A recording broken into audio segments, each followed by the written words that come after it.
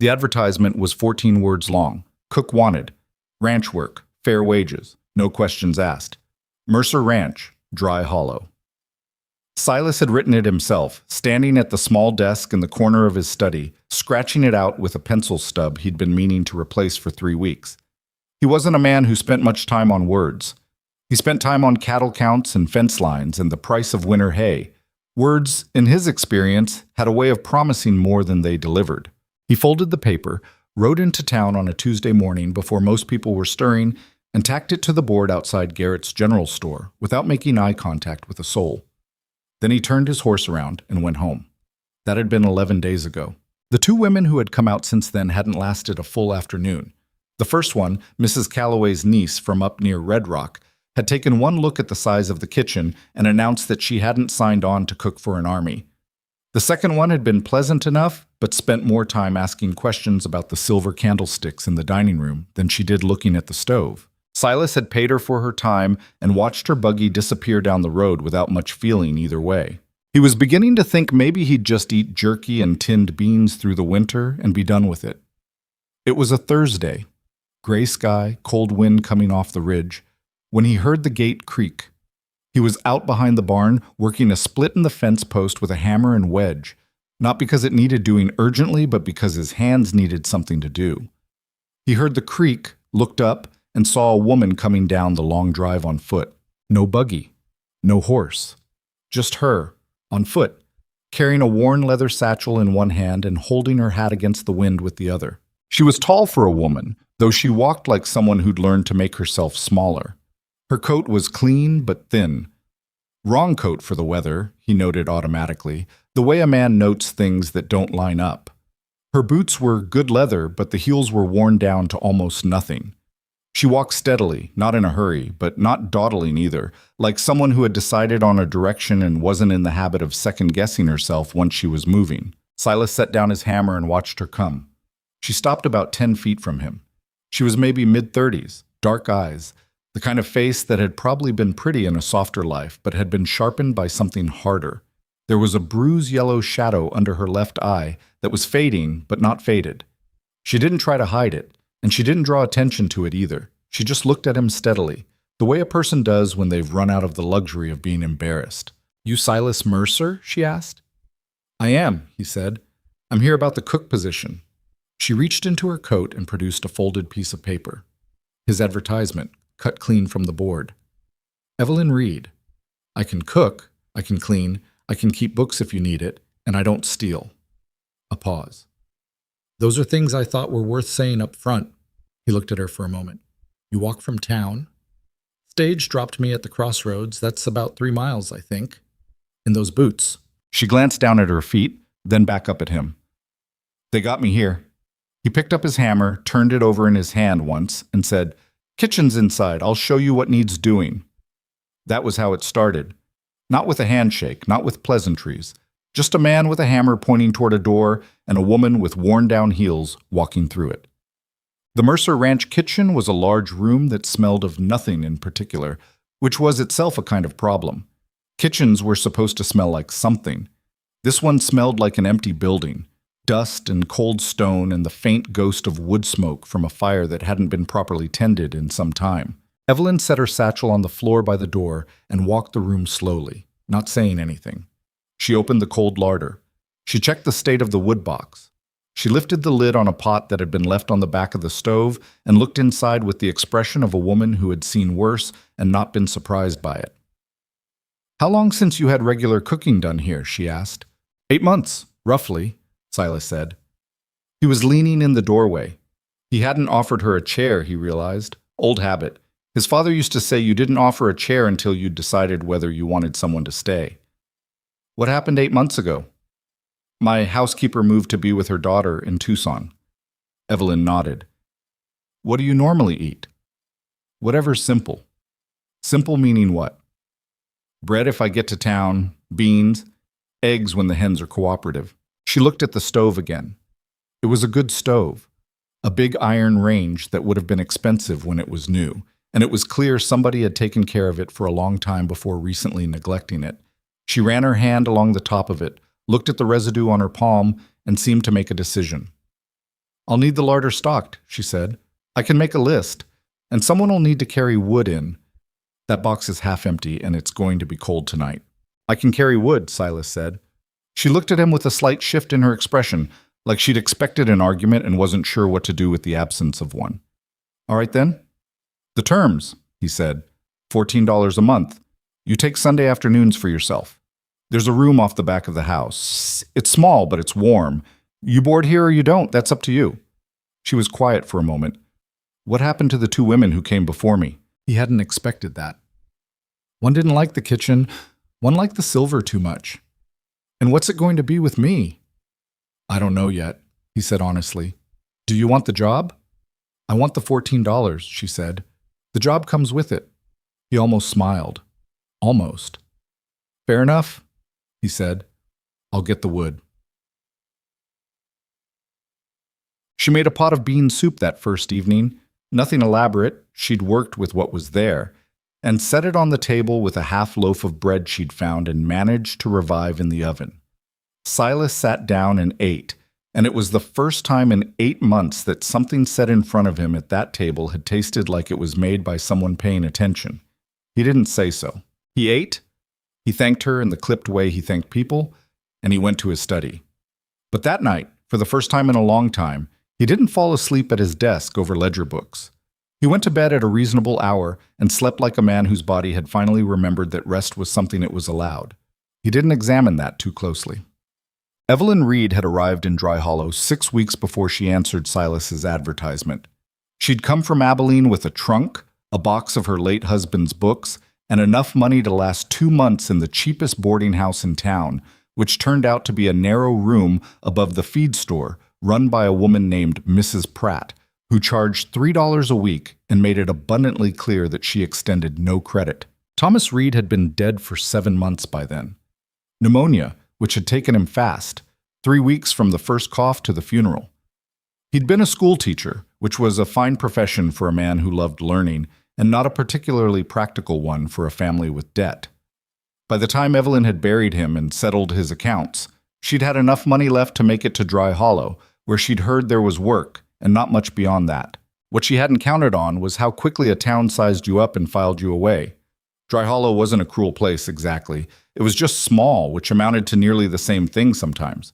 A woman alone, no family, no connections, no obvious skills they needed.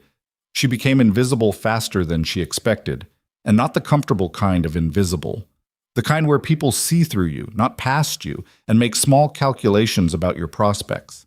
She'd tried 3 positions before Silas's advertisement, a family that wanted a governess but really wanted a servant for everything, a merchant who decided mid-conversation that she was too young, though he'd been looking at her in a way that told her the real reason was closer to the opposite, a woman at the edge of town who wanted help with laundry and offered $1 a week in exchange. She'd taken the laundry job for 3 weeks and given it up when her hands started cracking from the lie. She had $9 left when she cut Silas's advertisement from the board. She'd stood there for a moment on the dusty sidewalk, holding the paper, and done the arithmetic. 1 more week at Mrs. Pratt's, and then she'd have nothing. Nothing was a very specific feeling. She'd been close to it before, and it had a particular weight to it, heavy and very quiet, like snow. She wasn't afraid of work. She'd never been afraid of work. What she was afraid of was running out of runway before she found somewhere to land. The stage dropped her at the crossroads and drove on without slowing down much, and she stood in the cold wind for a moment, satchel in hand, looking at the track that led toward the mountains and the sign that said Mercer Ranch, 3 miles. 3 miles was 3 miles. She started walking. Her room at the back of the ranch house was, as advertised, small, but it was also warmer than anywhere she'd slept in 2 months. There was a narrow bed with a proper mattress, a chest of drawers, a window that looked out at the horse paddock, and a small iron stove in the corner that, when stoked properly, kept the room at a temperature that didn't require sleeping in your coat. She sat on the edge of the bed that first night after supper was done and the kitchen was clean, and she let herself feel, very briefly, something she hadn't allowed herself to feel in a long time. Relief. Not happiness. Not safety, exactly. Relief. The specific, careful relief of someone who knows things could still go wrong but has found, for the moment, a floor beneath their feet. She unpacked her satchel methodically. A change of clothes, her hairbrush, a small journal with a broken clasp. 3 of Thomas's books that she'd kept because they were the ones he'd loved most, their spines cracked from reading. She set them on the chest of drawers and looked at them for a moment. Then she blew out the lamp and lay down in the dark and listened to the wind against the window, and the sound of horses shifting in the paddock, and the quiet creaking of a big house settling into the cold. She was still awake at midnight, but the lying still was enough. Poco. By the end of the first week, she had learned several things about Silas Mercer. He woke before dawn every morning and was outside before she'd gotten the stove going. He ate breakfast without ceremony. He seemed grateful for it, but didn't show gratitude in the usual ways, didn't compliment the food or make conversation. He showed gratitude by eating everything and by handing her a very specific list of supplies on Friday morning, which meant he'd been thinking about what was needed, which meant he'd been paying attention. He ran his ranch the way he ran himself, efficiently and without much waste. She watched him with his men sometimes through the kitchen window. He wasn't warm with them exactly, but he was fair. He didn't raise his voice. When one of the younger hands, a boy of maybe 17 who had the look of someone recently arrived from harder circumstances, made a mistake with the water trough fittings that flooded a section of the paddock, Silas helped fix it without making a speech about it. The boy's name was Danny. He was grateful in a visible, nearly painful way, and Silas didn't seem to know what to do with that, so he just handed the boy a wrench and got on with the work. She also learned that Silas Mercer had been alone in this house for a long time. Not temporarily alone, not alone between chapters of a fuller life, alone in the way that becomes a habit, a posture, a whole way of moving through rooms. She saw it in small things, the way he was startled when she spoke to him before he'd come fully inside from outdoors, like he'd forgotten someone might. The way he always closed his study door, even when no one was coming down the hall. The single cup, single plate, single set of silverware that had been his default for so long that it hadn't occurred to him to put more out. She put out 2 cups now when she made morning coffee. The first day, he picked his up without comment. The second day, he looked at the second cup, not at her, at the cup. And she saw something move across his face that was too quick to read. The third day, he sat down at the kitchen table to drink it, instead of taking it back to the study. She didn't remark on any of it. There was a kind of pressure that came with being noticed, and she suspected Silas Mercer had been managing that pressure his whole adult life. The last thing he needed was someone pointing out his own behavior to him. The town of Dry Hollow formed its opinion of the situation at the Mercer Ranch in approximately the same amount of time it takes a lit match to find dry grass. Evelyn heard about it first from a woman at the market, a Mrs. Whitfield, wife of the saddle maker, who had a face like a disapproving ledger and the news-gathering habits of a telegraph office. "You're working at the Mercer place," Mrs. Whitfield said. It wasn't a question. "Yes," Evelyn said. He was pricing potatoes and trying to calculate how many she could carry back on her own. Mrs. Whitfield's hum was a complete sentence. "And how are you finding it?" "It's good work." "I imagine it is." A pause, weighted and deliberate. "Silas Mercer is a wealthy man, very wealthy, as things go around here." "He pays fair wages," Evelyn said. She selected her potatoes. "I'm sure he does." Another pause. "A woman in your position? Well, one can understand the appeal of a situation that offers more than just wages." Evelyn set down the potato she was holding and looked at Mrs. Whitfield directly. "I cook," she said. "I clean. I manage the household accounts. That is the whole of my position at the Mercer Ranch. If there's a question underneath what you just said, you're welcome to ask it plainly, and I'll give you a plain answer, but I'm not going to stand here and agree with something that was said sideways." Mrs. Whitfield's mouth tightened. "I meant no offense." "I know," Evelyn said, which was the most patient lie she told all week. She paid for her potatoes and walked the 3 miles back to the ranch, and somewhere around the 2-mile mark, her hands stopped shaking. She didn't tell Silas about it. There were things you didn't bring into a house that was trying, cautiously, to be a home. She had been at the ranch for 3 weeks when she first saw the photograph. She was cleaning the front parlor, a room that had the air of a place no one spent time in anymore, formal and a little mournful. and she was dusting the mantelpiece when she found it behind a clock. Not hidden, exactly, just placed where it wouldn't be the first thing you saw. A photograph in a silver frame, a man and a woman standing in front of what was clearly the ranch house, younger than it was now. The man was Silas, 20 years earlier. The bones of him the same, but the set of his jaw different, less guarded.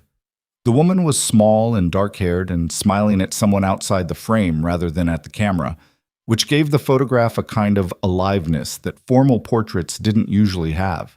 Evelyn studied it for a moment, then set it back exactly as she'd found it, frame turned slightly away from the room. That evening, she overheard Silas on the porch talking to his foreman, a weathered man named Cal, who'd been with the ranch for 20 years. They were talking about the east fence line, routine things, but then Cal said something she didn't catch, and Silas's response carried through the door clearly. "It's been 8 years, Cal. People need to stop mentioning it." Cal's reply was quiet and indistinct. "I said leave it," Silas said, and that was the end of it. Evelyn went back to the kitchen and finished the dishes and didn't think about the photograph too directly, but she thought about the parlor with the curtains always closed, and the 12-room house with only 4 of them ever in use, and the way Silas sometimes stood at the window at the end of the day, looking at nothing in particular, like a man waiting for something he'd given up expecting. Grief, she knew, wore different clothes on different people. On some it was loud and obvious. On others, it was just a room you stopped using. It was a Tuesday evening, nearly a month after her arrival, when something shifted. She'd made supper, a proper one, roasted chicken with root vegetables, bread that had actually risen properly this time, a cobbler with the last of the preserved peaches she'd found in the cellar. It was the best meal she'd put on the table since she'd arrived, partly because the kitchen had begun to feel like her kitchen rather than a stranger's kitchen, and partly because cooking well was how she managed the days that were harder than others. This was a harder day. The anniversary of something, she didn't explain it to herself too precisely. She just cooked. Silas came in from the barn later than usual, rubbing dust from his hands with a rag. He stopped in the kitchen doorway, looking at the table. "That's more than usual," he said. "I had extra time today." He sat down. She served them both. She had taken to eating in the kitchen with him, at the kitchen table rather than in her room, because eating alone in a small room was something she was rationing carefully. They ate in the usual silence for a while. Then Silas said, without looking up from his plate, "You had a husband." It wasn't quite a question. "Thomas," she said. "He died 7 months before I came here, 8 months before I answered your advertisement." A pause. "What was he like?" She thought about it seriously, the way she felt the question deserved. "He was kind," she said. "Genuinely kind, which is rarer than people act like it is. He was the kind of man who remembered what you'd said 2 months ago and asked about it later. He was bad with money, and he knew it, and he was a little ashamed of it, which I think made it worse. He loved books more than anything, more than was practical." "Is that hard to say?" Silas asked, quietly. "Sometimes," she said. "Tonight more than usual." He nodded. He looked at his hands, then at the cobbler, and then he said something that surprised her. "The photograph on the parlor mantel. Her name was Clara. We were married for 6 years." "I saw the photograph," Evelyn said. She looked like someone who laughed easily. "She did," Silas said. And the way he said it, 2 words, flat and careful, because he hadn't let himself say it out loud in a long time, was one of the most nakedly human things she'd ever heard. They sat with that for a moment, and neither of them tried to make it smaller by talking around it. Eventually, Silas reached over and cut himself a second piece of cobbler, which was as close as he came to paying her a compliment that evening. It was enough. Some things you learn to take in the currency you're given. 3 weeks after that dinner, Cal found her in the kitchen early one morning and stood in the doorway in his careful way that meant he wanted to say something he hadn't practiced enough. "Miss Reed," he said. "Mr. Cal," she said. She'd learned that he liked the formal address, even though he was just Cal to everyone else. "I've been with this ranch for 20 years, he said. "I want you to know that." "I know that. I've seen the man who runs it in a lot of conditions." He paused. "He slept through breakfast twice last week." She waited. "He hasn't done that since before Clara died," Cal said. "Sleeping through breakfast means he's sleeping properly. Means something's—" He stopped, seeming to decide he'd been more specific than he'd meant to. "I just thought you should know." Then he nodded and went back outside. Evelyn stood at the stove for a moment after he left. The coffee was still percolating. The morning light was coming through the window at a low angle, finding the steam rising from the pot. She thought about Thomas, who had also slept like a man at peace when he was happy, deep and unmoving, hard to wake. She thought about 12 rooms, and a parlor with the curtains closed, and a man who ate every supper alone and had somehow made that into a whole way of living. She poured 2 cups of coffee and set them on the table. Then she went to knock on the study door because breakfast was going cold, and some things, she had decided, were worth interrupting a person's solitude for. The trouble didn't come from inside the ranch. It came from town, the way most trouble did, gradually at first, and then all at once. She heard it from 3 directions in the same week. Mrs. Whitfield again, with another hum that could have meant anything. The boy at the livery who went quiet when she walked in and didn't go quiet when the other ranch hands came through. A note, unsigned, which told her everything she needed to know about the courage of whoever wrote it, slipped under the door of the back room. The note said, "He's using you. Men like him always have a reason. Don't mistake comfortable for real." She sat on her bed with it and read it twice. Then she folded it and put it in the back of Thomas's dictionary, between pages she never used, and didn't take it out again. The question it raised, though, didn't fold up as neatly. She was not naive. She had grown up in a world where men with money understood, sometimes consciously and sometimes not, that money was a kind of gravity. It pulled things toward you, and it was easy to mistake that pull for something it wasn't. She had watched Silas carefully for 6 weeks, and what she'd seen was a man who was careful rather than calculating, guarded rather than manipulative, and quietly lonely in a way that seemed entirely genuine. But watching carefully and being certain were 2 different things. That evening, she set a plate of stew in front of him and sat down across from him, and after a minute she said, "There are people in town who think you hired me for reasons that aren't just cooking." Silas looked up from his plate. He held her gaze for a moment. "I know," he said. "Does that bother you?" "Does it bother you?" he asked. "It depends on whether they're right," she said. Something moved across his face. Not offense, not quite. Something closer to the expression of a man who had been asked a fair question and was deciding whether to give it a fair answer. "I hired you because you walked 3 miles in worn-out boots and told me you didn't steal," he said. That seemed like a person worth employing. A pause. "What's happened since then is a different matter." "What has happened since then?" she asked. He was quiet for a long moment. Outside, the wind was picking up, the kind that came before a weather change. "I don't know yet," he said finally, "but I know it's not what they're saying in town."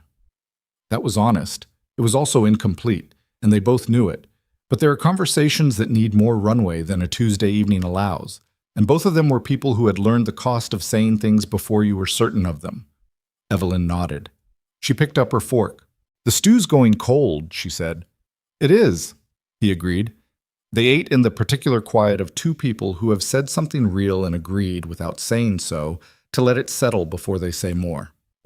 Outside in the last light of the day, the wind moved through the grass on the long slope below the ridge, bending it all in one direction, then another. Silas Mercer's ranch, about 12 rooms, half of them unused, land running east as far as a man could ride in a morning, sat on the valley floor like it had always been there and meant to stay. Neither of them knew, that evening, what was coming. They only knew what had changed already. The house was warmer, not from the stoves, not from the firewood, but from something less definable than that. Something that had moved in quietly, the way real things do, without announcing itself, and had begun, cautiously, unevenly, without any guarantees, to make itself at home. That was enough. For now. It would have to be enough. Because in 3 weeks, a man named Victor Harrow would ride down that same long drive, and he would not be coming in worn-out boots with nothing but honesty in his hand. He would be coming for the land. And what stood between him and it, a wealthy cowboy who had forgotten how to fight for himself, and a widow who had been underestimated her entire life, was still, at this point, learning that it might be worth fighting for each other. The fire in the kitchen stove burned low as the night deepened. Evelyn's boots, the worn heel ones, the the ones that had carried her 3 miles down a dirt track to knock on a stranger's gate, were drying by the hearth. Silas's light burned late in the study, as it always did, but tonight there were 2 cups still on the kitchen table, not yet washed. Small things, ordinary things, the kind that, looking back, you realize were the beginning of everything. Victor Harrow's arrival 3 weeks later was, in Evelyn's estimation, the kind of thing that announces itself before it happens. There's a particular quality to the air before a storm, not dramatic, nothing you could point to and say there, just a slight wrongness. The way a room feels different when someone has been in it and left before you arrived. She felt it on a Monday morning when Cal came into the kitchen with the particular set to his jaw that meant he had information he wasn't sure how to deliver. She poured him a cup of coffee without being asked, which was the language they had developed between them. Her offering, him accepting, and somewhere in that exchange the actual conversation becoming possible. "Man rode the fence line yesterday," Cal said. He wrapped both hands around the cup. "East Ridge, then the South Pasture. Spent a long time looking at the ground." "What kind of man?" "The kind that looks at land and sees numbers," Cal said. "Dressed well, didn't introduce himself to anyone, which is how you know he wasn't looking to be friendly." Evelyn set the coffee pot back on the stove. "Did you tell Silas?" "Told him last night." Cal paused. "He said he'd heard the name before. Harrow. Victor Harrow. Has land up near the Northern Territory. Has a way of getting more of it." He didn't elaborate on what that way was. He didn't need to. The tone said everything. "All right," Evelyn said. Cal finished his coffee, set the cup down neatly, and went back out. She watched him cross the yard from the kitchen window. His gait the careful, deliberate walk of a man who had been carrying weight for a long time and had gotten good at making it look effortless. She did not go to Silas with questions. He would talk when he was ready, and pushing a man like Silas before he was ready was like pushing a gate that swung inward. You only closed it tighter. Instead, she made bread. When things felt unstable, she cooked. It was not a romantic impulse. It was practical. People needed to eat regardless of what was coming, and having something warm and useful to do with her hands kept the particular kind of fear that lived in her chest from taking up more room than it deserved. The bread was good that day. Sometimes that was what you got. Silas brought it up at supper, the way he brought up most things, sideways, without preamble, like a man who had been thinking about something for hours and had finally run out of excuses not to say it. "You heard about the man on the fence line," he said. Cal mentioned it. "His name is Victor Harrow." Silas pushed a piece of bread around his plate. He'd barely touched the food, which told her more than his expression did. "He's been buying up ranch land across 3 counties over the past several years, not always in ways people were happy about afterward." "What does that mean?" Silas looked up. "It means that some of the ranchers who sold to him didn't entirely feel they'd had a choice by the time they signed. And he wants this land. He's wanted this land for 2 years. I've had 2 letters from him already. Both of them polite, both of them the kind of polite that's a threat wearing good manners." He set down his fork. "I've ignored them both." "And now he's riding the fence line himself," Evelyn said, "which means he's done being patient." She thought about that. "What's special about this land? I mean, specifically, why this ranch and not another one?" Silas was quiet for a moment in the way that meant he was deciding something. "I don't know exactly," he said. "The land is good. The water rights are valuable. There's a creek that runs year-round through the East Pasture, which is rarer than it sounds in this territory. And there's always been—" He stopped. "My father used to say there was something in the ground here, not in a mystical sense. He was a practical man. He just meant he'd had people look at the rock formations on the East Ridge, and they'd said things he didn't fully share with me before he died." "What kind of things?" "I don't know," Silas said again, and this time it carried a different weight, the weight of a man who should have asked questions he hadn't asked in time. Evelyn looked at him. He was a man who commanded a great deal of space in any room he occupied, not in a showy way, just in the solid, settled way of someone who had been in charge of things long enough that authority had become part of his posture. But sitting at the kitchen table with a barely touched plate in front of him, he looked suddenly like someone who hadn't entirely decided whether he was ready for what was coming. "You're not going to sell?" she said. It wasn't a question. "No," he said. "I'm not." "Then it doesn't matter what he wants. You just have to hold." "It's not always that simple," he said. I know it's not, she said, but it's where you start. He looked at her for a moment with something in his expression she hadn't quite seen before. Not gratitude, or not only gratitude. Something more like the look of a man who has been carrying something alone for a long time and has just noticed, with a certain amount of confusion, that someone has come to stand beside him. He didn't say anything to it. He picked up his fork and started eating, and she understood that was its own kind of answer. Victor Harrow arrived at the Mercer Ranch on a Thursday afternoon 2 days later, and he came properly this time. Buggy, good horses, a man riding alongside him who had the alert stillness of someone who was paid for uses that weren't discussed in polite company.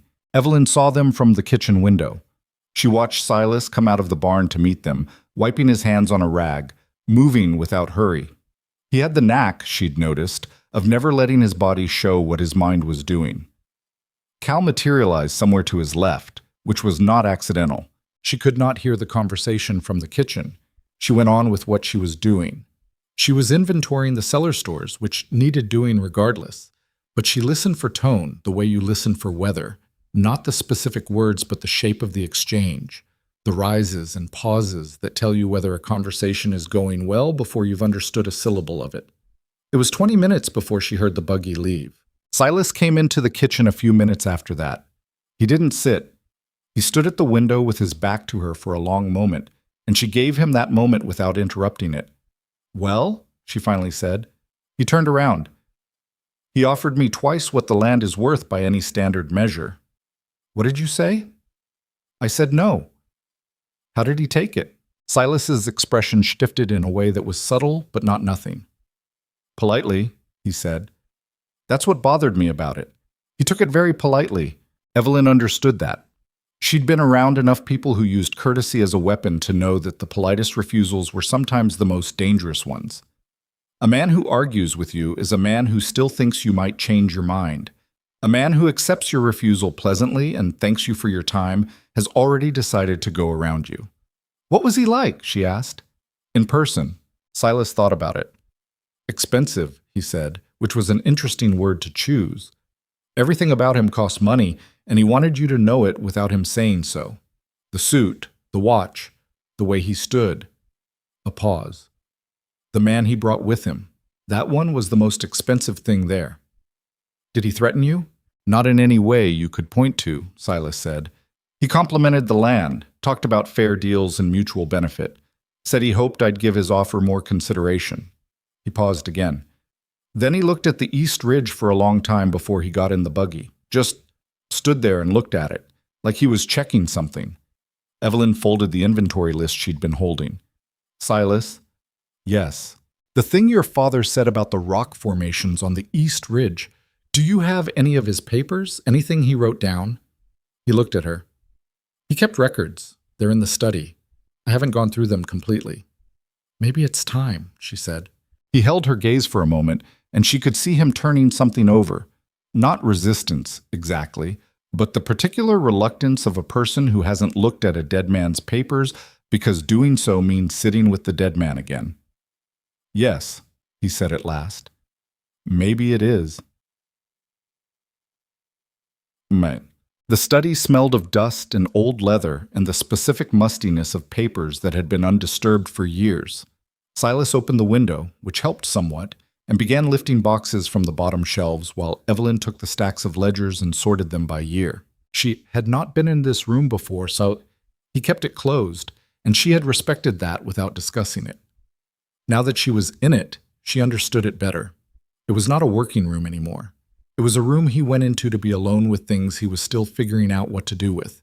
His father's maps on one wall. A rifle over the fireplace that was clearly old enough to be the first man's, not Silas's. A cabinet with 2 photographs on it, one of which she recognized as a younger version of the portrait from the parlor. She did not remark on any of it. They worked for 2 hours, mostly in silence with the occasional practical exchange. "This ledger is dated 82. Does that matter?" "Probably not. Set it aside." And then Evelyn found, at the bottom of a wooden box behind a stack of tax records, a leather folder tied with a cord. "Silas?" He looked up from across the room. She held it up. He came over and stood beside her and undid the cord, and they looked at what was inside together. It was a collection of documents, letters mostly, and 2 hand-drawn maps of the East Ridge with notations in a neat hand she didn't recognize. There were 3 letters from someone who signed himself H. Weston, and though the handwriting was technical and she was not a geologist, the letter dated the furthest back, 1869, was clear enough even to a layperson. The formations on the Eastern Ridge are consistent with what we have observed in the Wyoming territories near the Sweetwater region. I am reluctant to make formal assessments without further survey work, but I believe it is worth your attention. There is significant likelihood of mineral deposits of considerable value. I would urge discretion in sharing this assessment broadly. Evelyn read it. Then she read it again. Silas had gone very still beside her. "Your father knew," she said. "He suspected," Silas said. His voice was carefully level, the voice of a man keeping something contained. "Or someone suspected. I don't know what he did with this. Whether he followed up." A pause. "Whether Harrow knows." She looked at the map. The East Ridge was marked with notations she couldn't fully read, but the area of interest was circled clearly. If Harrow has any kind of contacts in the Geological Survey, or anyone who's looked at public land records and knows what to look for, she began.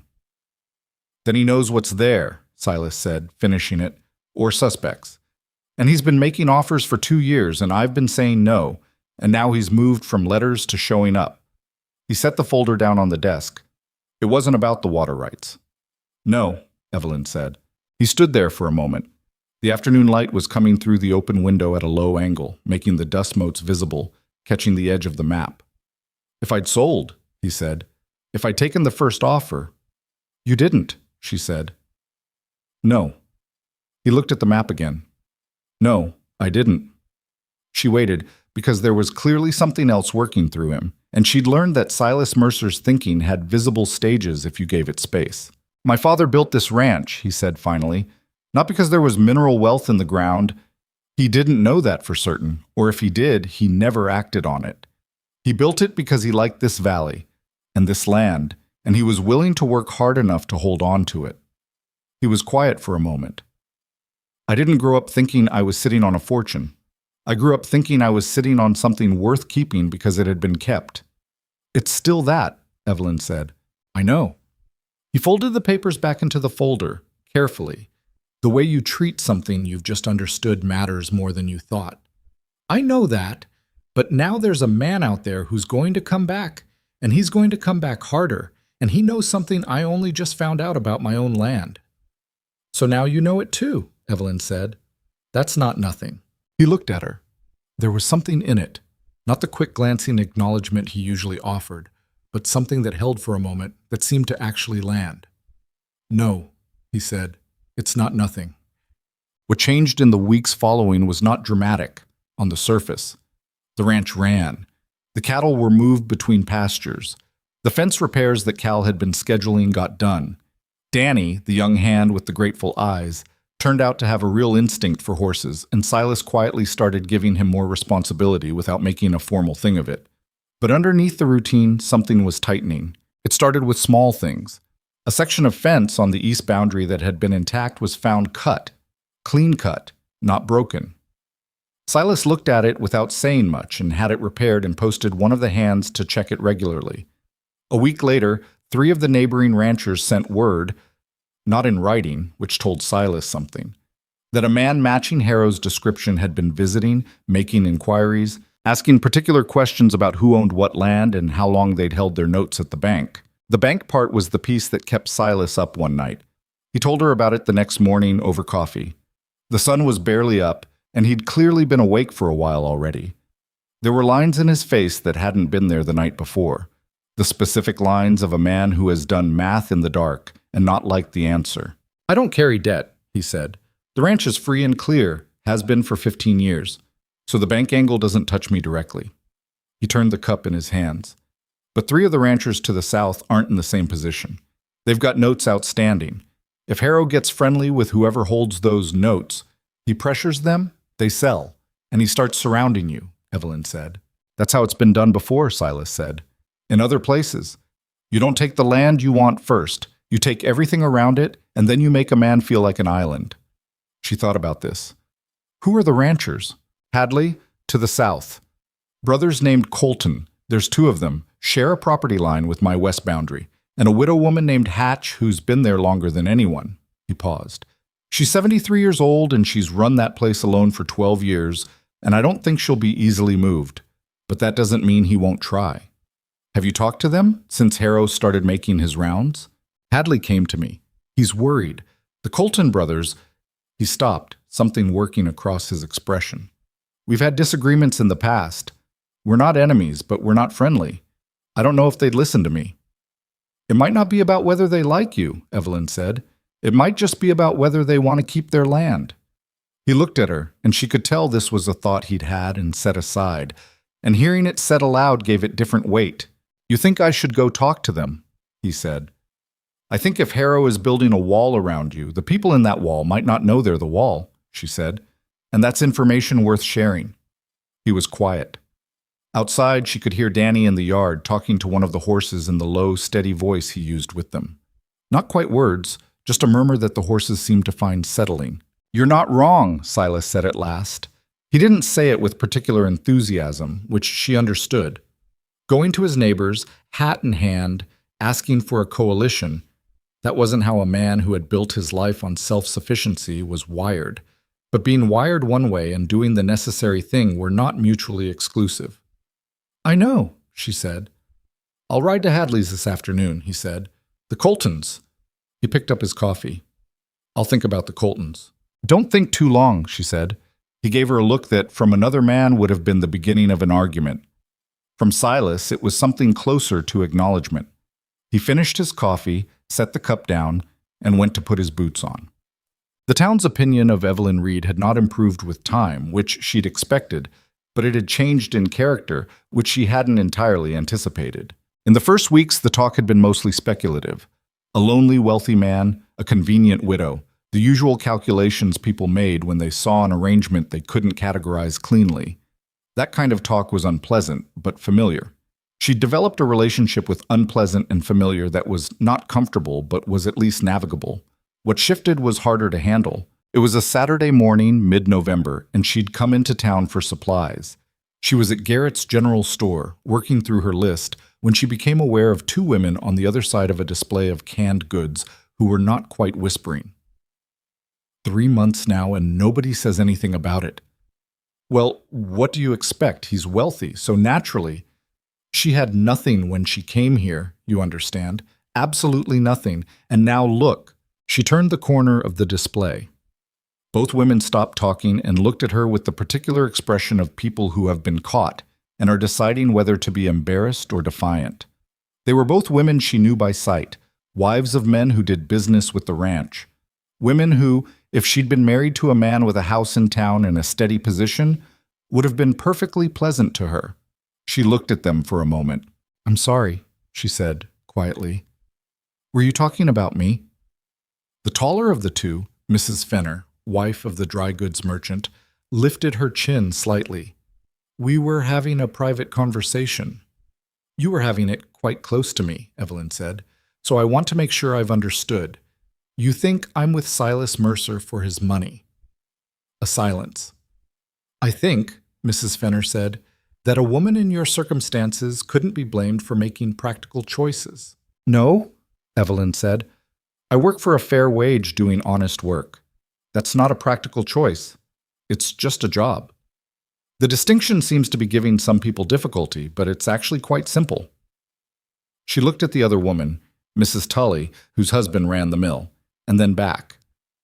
Silas Mercer is a good employer. He's also a man who's had a hard decade and doesn't deserve to be talked about, as though he can't tell the difference between someone who wants his company and someone who wants his money. She paused. Neither do I, for that matter. She bought her supplies. She thanked Mr. Garrett, who had the grace to look mildly uncomfortable at having witnessed the exchange. She loaded her basket and walked out. On the way back to the ranch, the anger burned for about a mile and then settled into something quieter and less useful, which was just the awareness that this was not going to stop. Small towns had long memories and short charity, and she was a woman without a history here, which meant people filled the empty space with their own stories about her. What she hadn't expected was that it would bother her as much as it did, not the opinions themselves. She'd made her peace with other people's opinions a long time ago. What bothered her was the direction of it, the assumption that she was using Silas, because whatever complicated thing was developing between them, whatever it was she felt when she heard his boots on the porch in the evening or saw him stand in the kitchen doorway looking at the table with that almost invisible softening around his eyes, it was not strategy, it was not calculation. It was something she hadn't had room for in 8 months of grief and survival, something that had come back uninvited and made her feel slightly off balance, the way you feel when you've been standing in cold water long enough that you've forgotten the cold, and then you step out and realize how warm the air is. That was not a thing she was going to say to Mrs. Fenner in Garrett's general store, but she thought about it most of the way home. She told Silas about it that evening. She hadn't planned to. It felt like a small thing that didn't need adding to his list of concerns. But they were sitting on the porch after supper, which was a thing they'd started doing when the evenings were mild enough. And in the particular quiet of that kind of evening, things came out that didn't quite make it out in busier moments. He listened without interrupting, which was very much his way. When she was done, he was quiet for a moment. The horses in the far paddock were moving in the dusk, their shapes dark against the lighter dark of the sky. "I'm sorry," he said. "You don't need to be sorry for what other people say." "No," he agreed, "but I should have—" He stopped. "I should have thought more carefully about your position, about what it looks like to people. I don't need you to manage my position," she said, not sharply. She was genuinely not angry or not at him. "I can manage my own position." "I know you can," he said. "That's not what He exhaled. "I'm not saying it well." "Then say it differently." He looked at the paddock for a moment. "It's not right," he said, "that you came here and did good work, and the town's decided to make a story out of it that has nothing to do with who you are. And I know you can handle it. I've watched you handle worse. But the fact that you can handle it doesn't mean you should have to." She looked at him. He was not looking at her. He was looking at the horses, his jaw set in the particular way it was when he was being careful. "That's the most you've said about how you think of me," she said. "I know," he said. He was quiet again, then, "I'm working up to it." She almost laughed, not because it was funny, exactly, but because it was so entirely Silas. The honesty of it, the almost awkward plainness of it, a wealthy man who could have anything and had spent years not knowing how to say he wanted something. "All right," she said. "All right," he repeated. They sat with that for a while. The night came down over the valley in that way it did in autumn. Not gradually exactly, but in stages, the light changing by degrees until you looked up and it was simply dark. She was not sure what she felt sitting there. It was not uncomplicated. She still had Thomas's books on her dresser. She still had mornings where the grief was a weight rather than a memory, where she reached for something that wasn't there anymore, and the absence of it was specific and particular and belonged to no one else. She was not over anything. She was not ready for anything. She was just here, on a porch she hadn't known existed 3 months ago, next to a man who was working up to something. And that was a true sentence about her life, and it coexisted somehow with all the other true sentences. "It's going to get worse," Silas said after a while, "with Harrow, before it gets better." "I know," she said. "I want you to know—" He stopped, started again. "If things get difficult, if it stops feeling safe, I don't expect you to stay for something that isn't your fight." She turned and looked at him squarely. He was looking at her now, and she met it. "Silas," she said, "I walked 3 miles to knock on your gate. I think we've established that I don't go somewhere unless I mean to." He held her gaze for a moment. "That's fair," he said. "It is," she agreed. They went inside shortly after. The dishes needed doing. The stove needed banking for the night. Danny had left a note about one of the mares that needed looking at in the morning. These were the actual contents of the evening, the practical ordinary substance of it. But somewhere underneath all that, something had been said. Not loudly, not with the kind of language that gets written down. Just said, the way important things often are, quietly, in the dark, between two people who are being careful with each other and figuring out slowly that maybe they don't have to be quite so careful anymore. Neither of them slept particularly well that night, for different reasons that were probably, when examined closely, the same reason. Cal found the second cut fence on a Wednesday morning, and this one was different. Not just cut. The posts had been pulled, 3 of them, which meant it wasn't vandalism exactly, it was a statement. Someone had spent time on it. The section was on the east boundary, the boundary that ran closest to the ridge, and a section of it was down completely, which meant 3 of the younger cattle had gotten through into the rocky ground where they shouldn't be. It took most of the morning to get the cattle back, and 2 of the hands most of the afternoon to repair the section properly. Silas worked alongside them, which he always did. He was not a man who managed from a distance, and by the time it was done, his hands were raw from the wire and the cold, and his jaw had the particular set that meant he was doing his arithmetic again. He came in for supper quieter than usual. "The east boundary," Evelyn said. "Yes." "Same place as before?" "Close to it." He sat down. She set a plate in front of him. "Whoever is doing it knows the land." "Knows where the ridge is," she said. "Knows where I'd feel it most," he said. He picked up his fork, put it back down. "I rode up to the ridge this afternoon, after we fixed the fence."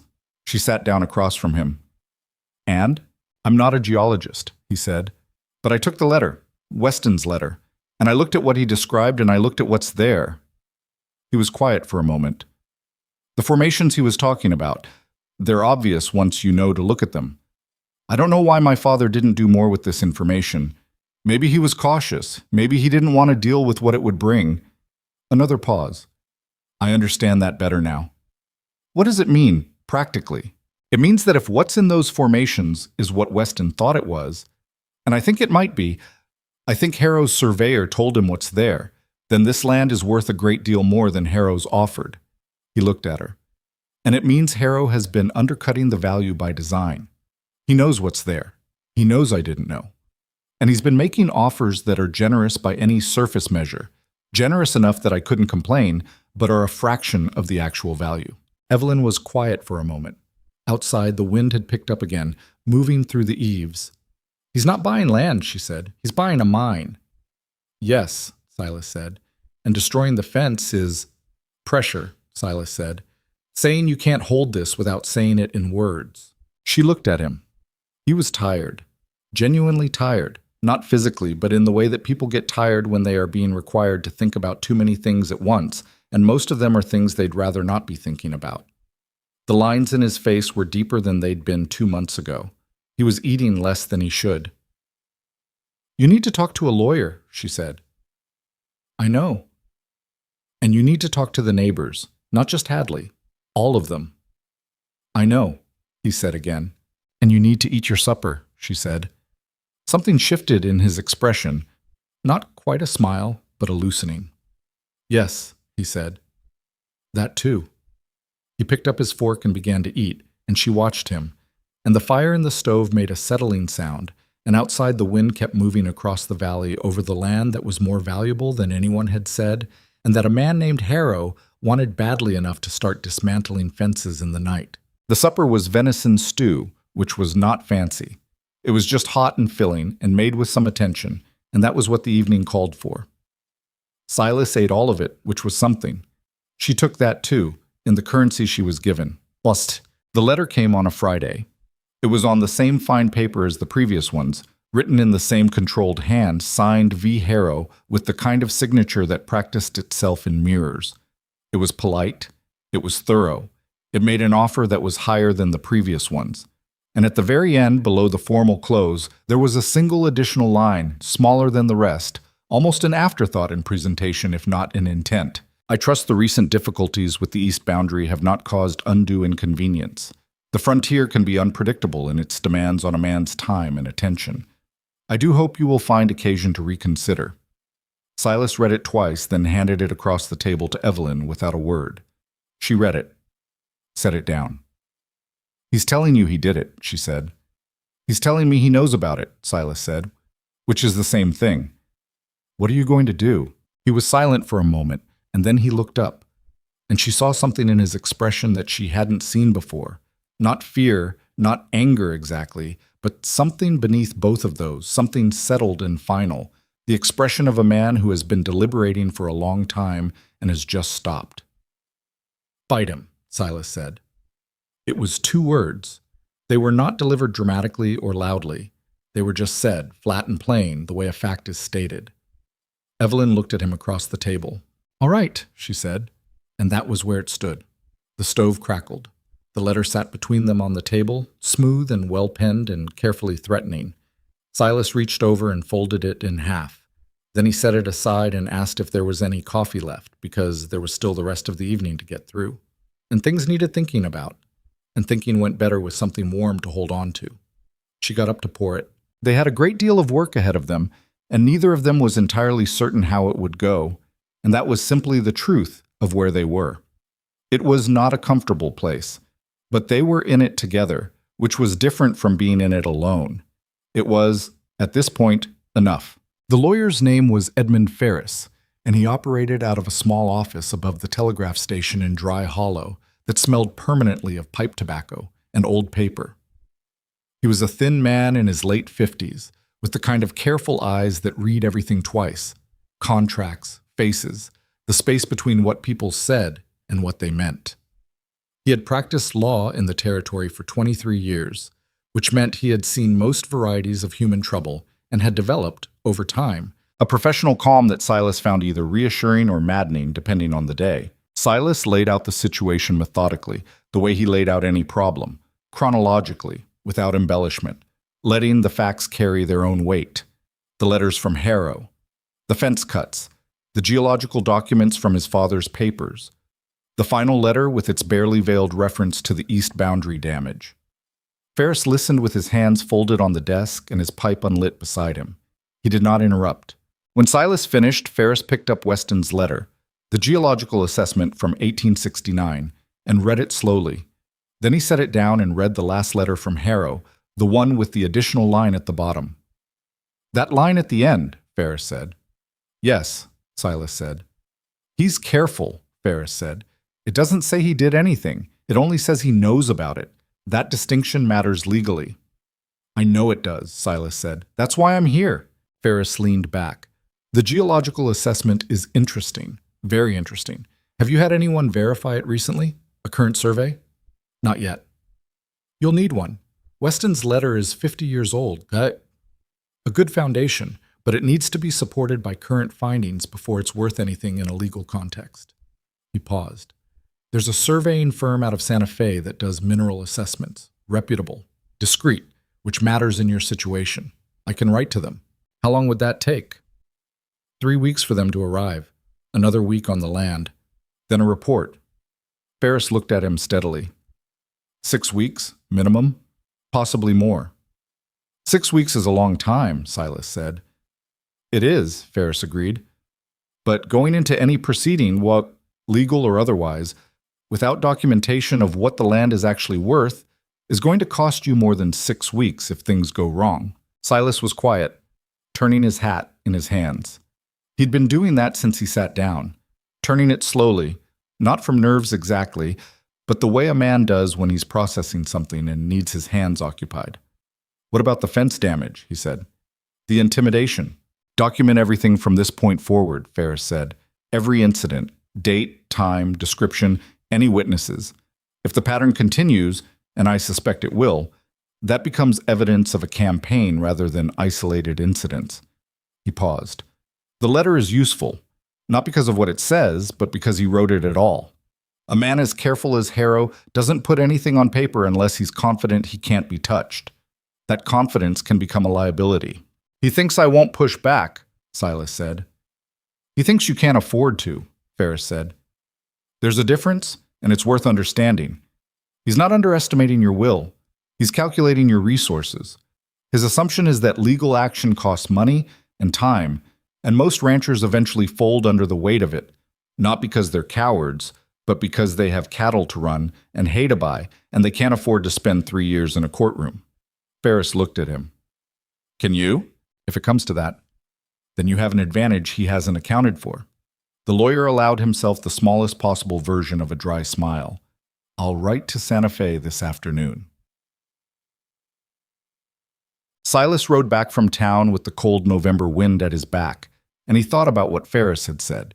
He thinks you can't afford to. And he turned it over the way he turned the hat in his hands, looking for the sides of it. He was not a man who thought of himself primarily in terms of money. He'd grown up with it.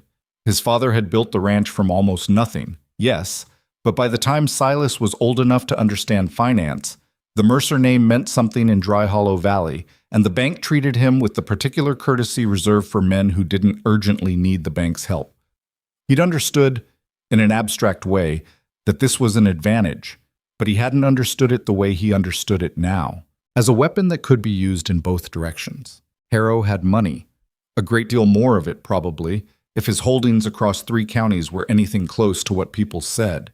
But Harrow had spent 2 years maneuvering, cutting fences, writing careful letters, building pressure in circles around the thing he actually wanted, because he'd calculated that a direct fight with Silas Mercer was a fight he might not win quickly, and quick was the only way it worked. Let it go long, let it go loud, and things got complicated. Harrow needed this resolved quietly and fast. That was the thing Silas held on to on the ride home. He unsaddled his horse, brushed him down, put him in the stall. Danny was working on the far end of the stable, and he looked up when Silas came in. "Everything all right?" Danny asked. He had the instinct of young people who've grown up reading rooms, the constant alertness of someone who learned early that the atmosphere of a place was information. "Working on it," Silas said.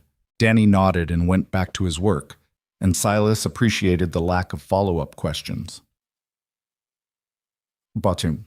He told Evelyn about Ferris that evening, going through it methodically, the way he'd told Ferris, and she listened in the particular way she had.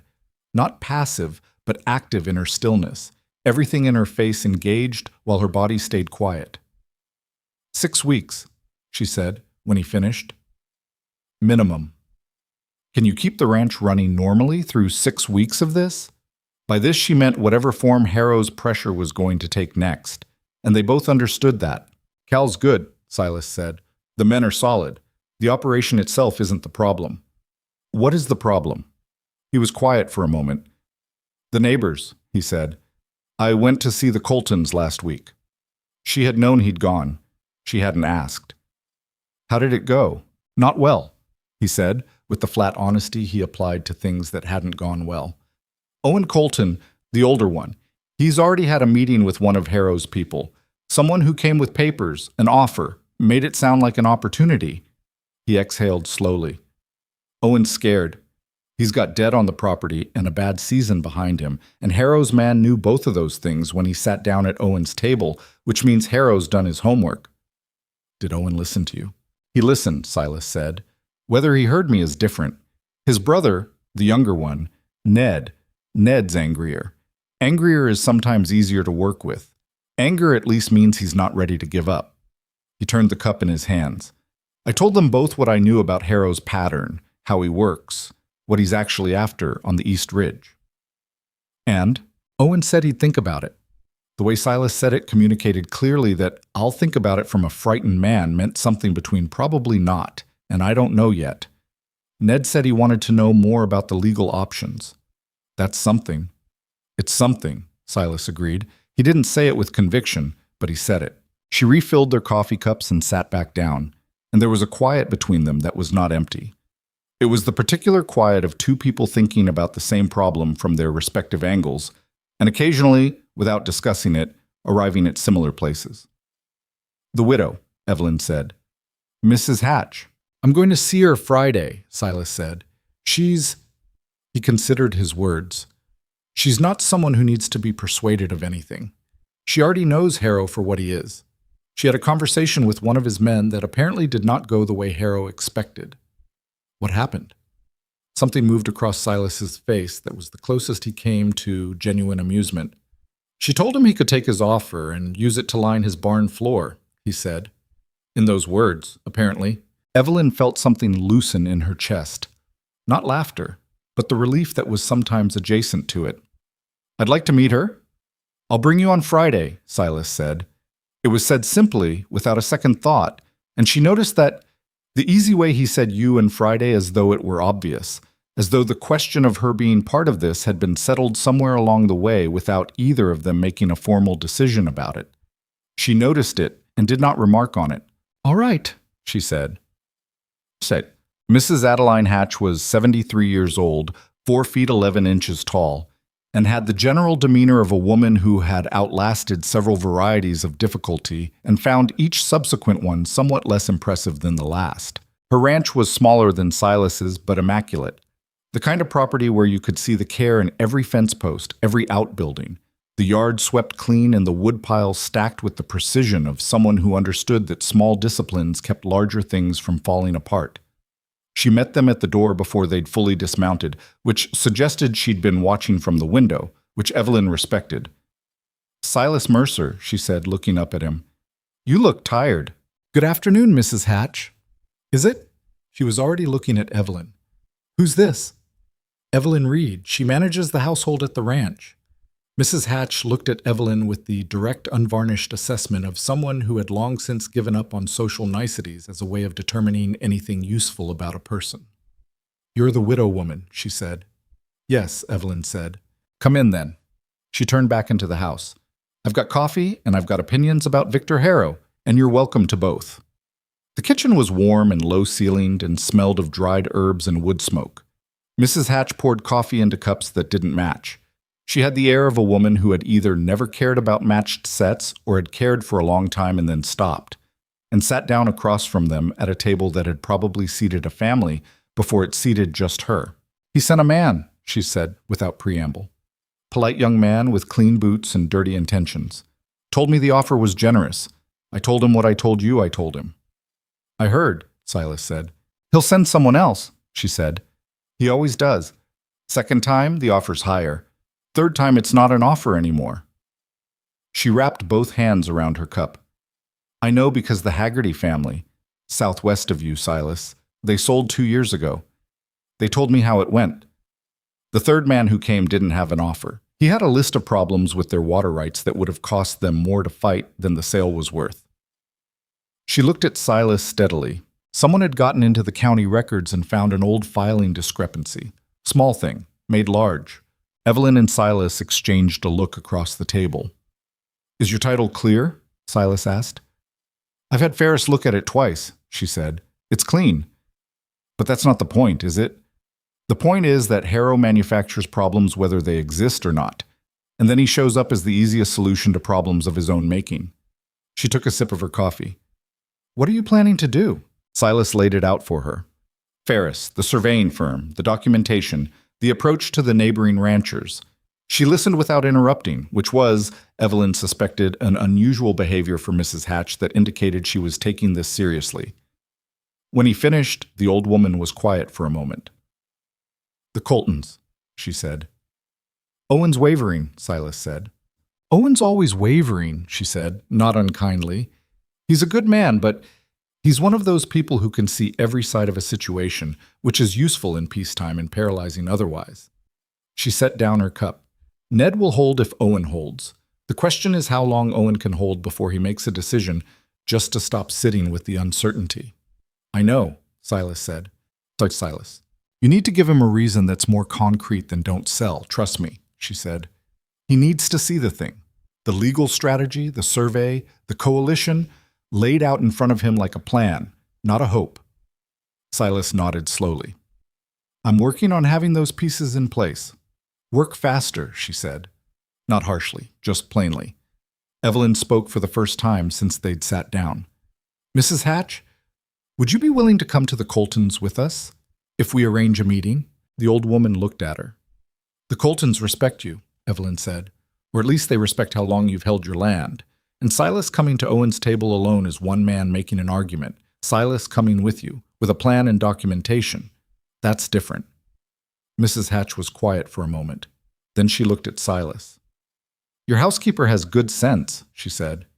"She does," he agreed, without hesitation. The old woman nodded once. "I'll come to the meeting," she said. "Make it soon." They were 3 miles from the ranch on the ride back when Silas said, without looking at her, "Thank you for that." "For what?" "For asking her directly. I was going around to it." He kept his eyes on the road. I would have gotten there, but you would have talked about the legal strategy for another 10 minutes first, Evelyn said. Probably, he admitted. She smiled, though he wasn't looking. They rode in companionable silence for a while. The late afternoon light was long and thin.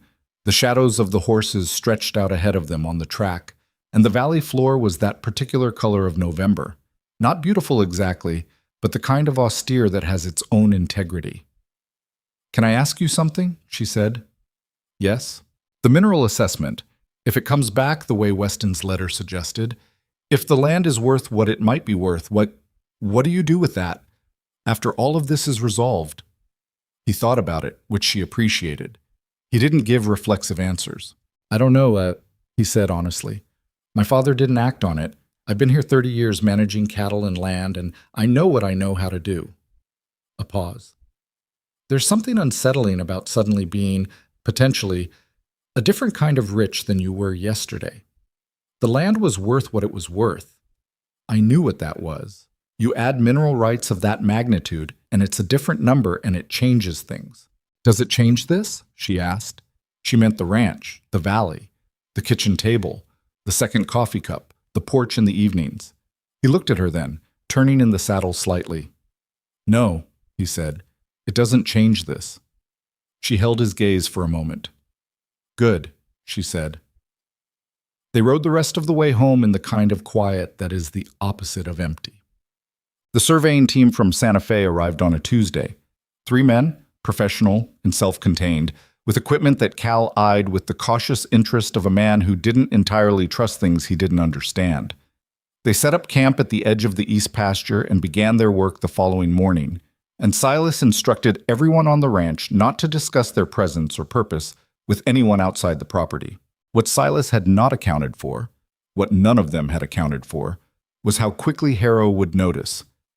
It was Cal who saw it first, a rider on the ridge above the east pasture, not doing anything, just watching. He was there for 2 hours on the first morning of the survey and gone by midday. By the second morning, there were 2 of them. Cal reported this to Silas at breakfast, in the careful way he had. Silas's jaw did the thing it did. He's got eyes on the ranch, Silas said. More than 1 pair, Cal said. He knows why they're here, Evelyn said from the stove. Both men looked at her. He knows what a survey team looks like. He's been through this before on other people's land. She turned around. He knows you found the Weston documents, or he suspects it, and he knows that if the survey confirms what Weston assessed, his window closes. Silas looked at Cal. Cal looked at the floor, then at Silas. How long will he wait? Cal asked. He won't wait, Silas said. That's the answer. He's been patient for 2 years and it hasn't worked. Now he's watching men with survey equipment on my East Ridge, and he knows what that means. He pushed back from the table. He'll move soon. I don't know what form it takes, but he'll move. He was right. He just underestimated how soon. It was 11 days after the survey team arrived. A Wednesday night, clear and cold, the stars very bright. The kind of night where sound carries further than it should. Evelyn woke to the smell first. Not sound. Smell. A particular smell, dense and sharp. The smell of burning wood, but with something underneath it, something chemical and wrong. She was at the window before she was fully awake. The barn was on fire. Not catching fire, fully, catastrophically on fire, the way a barn goes when someone does not want it to go slowly. The north wall was already a curtain of flame from ground to roof. The interior visible through the gaps as a roiling mass of orange and black, and even from the house she could hear the sound of it. Not crackling, but a deep, constant roar, the sound of something consuming itself with extreme efficiency. She was out the door in her nightclothes before she'd made a conscious decision to move. She could hear the horses, the ones in the stable on the other side of the yard from the barn, the sound high and desperate. She could hear men shouting, Cal's voice clear and commanding above the rest. She could see Silas already in the yard, already pulling at the stable door. The horses were her first thought. Not the barn, not the tack, not the feed that represented weeks of stock. The horses, because they were terrified, and they were in a building adjacent to the burning one, and they had no way of understanding what was happening to them. She ran to the stable door. Silas was on the other side of it, And for a moment they were both pulling, and then the door gave and they stumbled back and the horses came, not in an orderly way, not in any way anyone could have organized, but in the panicked surge of large animals that had decided they needed to be somewhere else immediately. She pressed herself against the fence and let them pass, and Silas did the same. And Danny, who had materialized from somewhere, his shirt untucked, his face white with shock, got the gate of the far paddock open, and the horses went toward the dark and the open space and the air that wasn't on fire. The barn could not be saved. Silas assessed this within the first 5 minutes. They all did. And the work became containment. Men with buckets, men with shovels, a human chain running water from the trough, all of it buying time until the thing burned itself down rather than spread. Cal worked with the particular competence of someone who has kept himself useful in enough emergencies to have stopped being afraid of them. Danny was everywhere at once, doing whatever needed doing. His hands blistered before the night was half over. Evelyn carried water. It was not enough. Nothing was enough against something that size, but it was what there was to do, and she did it until her arms stopped feeling like arms. By 2 a.m, the fire had burned itself down to a structure of black timbers and ash and ruin, still giving off heat visible in waves, the smell of it everywhere, coating everything, impossible to get away from. The horses were safe. The stable was intact, barely. The tack room had taken smoke damage, but not fire. The barn, the hay, the equipment stored inside, the loft where Danny had been sleeping 3 weeks ago before Silas had moved him to the bunkhouse, was gone. Silas stood at the edge of what remained, his face black with smoke, his hands burned at the knuckles from where he'd been on the water line. He stood there for a long time and nobody spoke to him, which was correct. Evelyn came to stand beside him eventually. She didn't say anything either. She just stood there in the ruin light, smelling of smoke, her hair falling down from where it had come unpinned at some point in the night. Finally, Silas said, "It wasn't an accident." "No," she said. "There was an accelerant. You could smell it when it first went up." He said it without emotion, the way he said things when the emotion was underneath the words rather than in them. "Someone laid this deliberately. I know." He looked at what was left of the barn for another long moment. "My father built that," he said. "Before the house, even. He built the barn first because he said you house the animals before you house yourself." She didn't say anything to that because there wasn't anything to say to it that wouldn't diminish it. She just stood there. After a while, he said, "He wants me to fold." "Yes," she said. "He wants me to look at this and decide that the cost of holding is higher than the cost of letting go." "Yes." "He's wrong," Silas said. It was not defiant. It was not loud. It was the tone of a conclusion reached after a long examination of the evidence, a thing simply stated. "I know he is," Evelyn said. He looked at her then. His face was tired in the bone-deep way that goes beyond a night's sleep, tired in the way that comes from years of managing things alone, and then one long night of watching something his father built burn to the ground. He looked like a man who was still standing only because he'd decided, somewhere in the last few hours, that sitting down would cost too much. She held his gaze. "I'm not leaving," she said, unprompted. Clearly. Not because he'd asked, but because she could see that he needed to hear it said plainly, without him having to ask for it. "I said I don't go somewhere unless I mean to. I meant it." Something shifted in his face. It was not relief exactly, or not only relief. It was the expression of a man who has been carrying something alone and has had it taken very briefly from his hands. "I know," he said. His voice was rougher than usual, and not only from the smoke.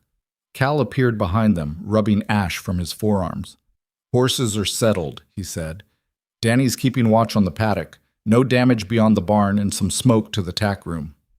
"The surveying team?" Silas asked. "Their camp's intact. Fire didn't reach the east pasture." Silas nodded. "Get the men some rest. We'll assess in the morning." Cal nodded and went. Silas looked back at the ruin once more, and then he turned away from it. Not running, not refusing to see it, just turning away because looking at it longer wasn't going to change what it was. "Come inside," Evelyn said. "Your hands need looking at." "They're fine." "They're burned," she said. "Come inside." He came inside. She cleaned his hands at the kitchen table. The knuckles and the left palm, where the worst of it was, with water and the medical kit she'd located in the first week and reorganized because the previous arrangement made no sense. He sat very still while she worked, which was either because the burns hurt or because he was far away in his head, or both. Harrow will expect you to come to him now, she said, while she worked. He'll expect you to send word that you're ready to talk terms. I know. Don't! I'm not going to. I know you're not, she said. I'm saying it anyway because it helps me to say it. She finished with the left hand, set it down carefully. What are you going to do instead? Tomorrow morning, he said, I'm going to send letters to Hadley and Mrs. Hatch and the Coltons. I'm going to ask them to come here, all of them, at the same time, and I'm going to show them what I know about Harrow's methods, what the surveying team is going to find, what Ferris's strategy is. He looked at his bandaged hands.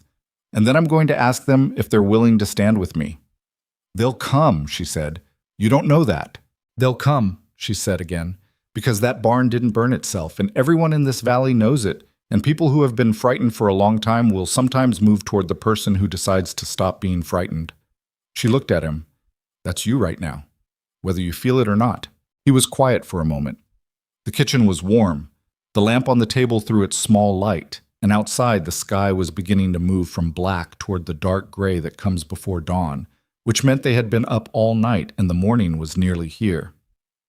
I don't feel particularly brave, he said, in case that matters. It doesn't, she said. Brave is what you do, not how you feel while you're doing it. He looked at her. This time the look lasted long enough that she was aware of it not as a glance, but as something deliberate, something that had weight to it. Evelyn, he said. Yes. He seemed to be working up to something, the same way she'd seen him work up to things before, organizing his words, finding the floor beneath them before he stepped onto them. But before he could get there, Danny knocked on the back door. Mr. Mercer, sorry, one of the mares is acting up. Thinks she's still scared from the fire. I don't know if I should. I'll come, Silas said. He stood, looked at Evelyn once more with the expression of a man who has been interrupted mid-sentence and is aware of it, and went. She sat at the kitchen table alone for a moment. In the warm kitchen, the lamp still burning, the faint smell of smoke embedded in everything, including herself. Outside, the sky was definitively lighter now. She got up and put the kettle on, because the morning was coming and the men would need coffee, and there was, regardless of everything else, a day to get through. But she was aware, sitting down again to wait for the water to heat, of what Silas had been about to say. She didn't know the exact words, but she knew the shape of them, the direction of them, the way you know where a path leads before you've walked to the end of it. She thought she could wait for them a little longer. He would get there. They both would. The surveying team found what Weston's letter had predicted. Their lead surveyor, a compact and meticulous man named Garrett, who seemed constitutionally incapable of either understating or overstating anything, laid their preliminary findings on the table in Silas's study on the 5th day after the barn fire. He spoke in technical language first, then, at Silas's request, in plain terms. Plain terms were these. The mineral deposits in the eastern ridge formations were consistent with significant quantities of silver ore. Not a vein, a deposit, broad and deep, the kind of thing that, when properly extracted, could produce returns of a scale that Silas did not have an easy frame of reference for. The surveyor put a number on it, a conservative estimate, he said 3 times, emphasizing the conservatism. And the number was so far beyond anything Silas had been operating with in his head that he had to ask him to say it again. He said it again. Silas sat with it. Evelyn, who was standing at the window because there weren't enough chairs, heard the number and was careful not to let her expression do too much. How confident are you? Silas asked. In the formation, very confident. In the quantity, the estimate carries a margin of perhaps 20% in either direction. Garrett was precise about this. But even at the lower end of that margin, Mr. Mercer, the number is significant. Significant, Silas said, a little flatly. Yes.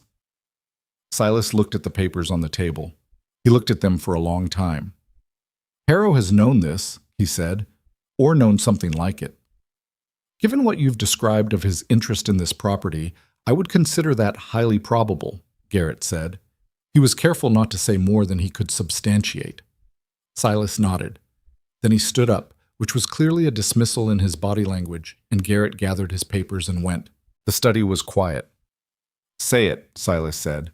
He was looking out the window. "I'm not going to say I told you so," she said. "I know you're not. Say what you're actually thinking." She thought about it honestly.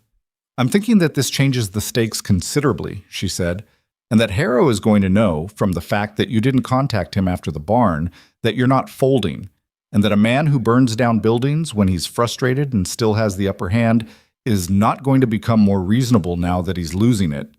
Silas turned around from the window. "That's what I'm thinking too," he said. "So we need to move faster than 6 weeks," she said. "Yes," he said, "we do."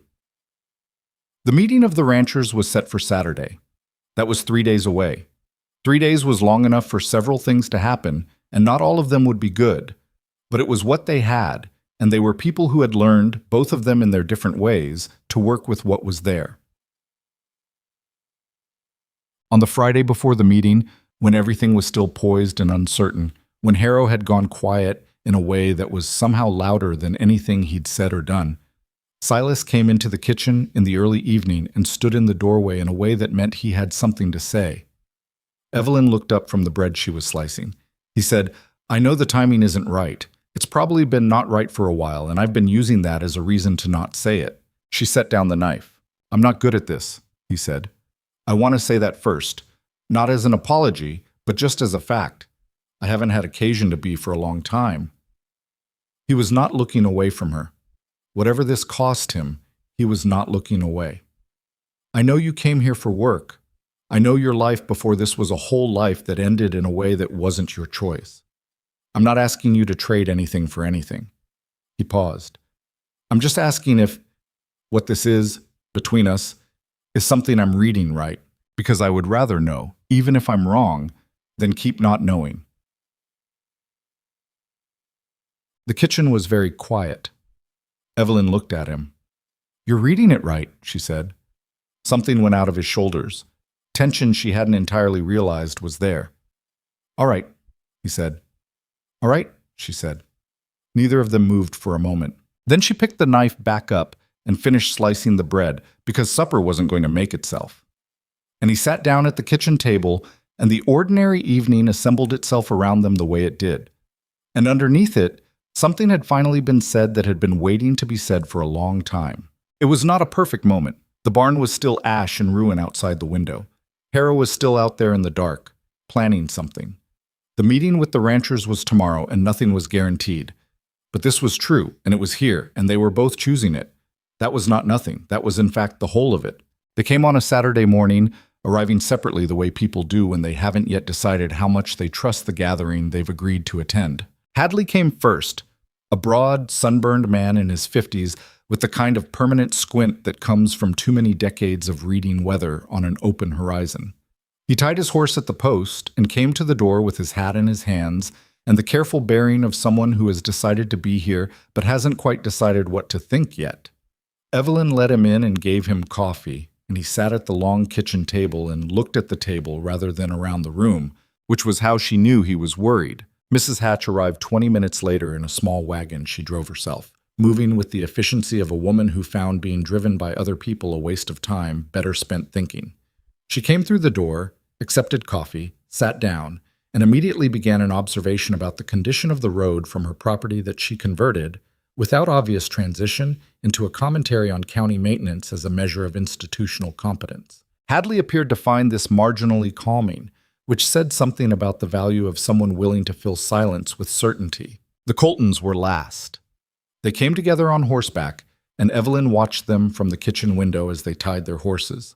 Owen deliberate and unhurried, Ned with the clipped movements of a man who had already spent his patience somewhere before he arrived. They came inside without speaking to each other, which told her the ride over had contained a conversation that hadn't resolved. Silas came in from the yard where he'd been with Cal, and he stood at the head of the table and looked at the people assembled there.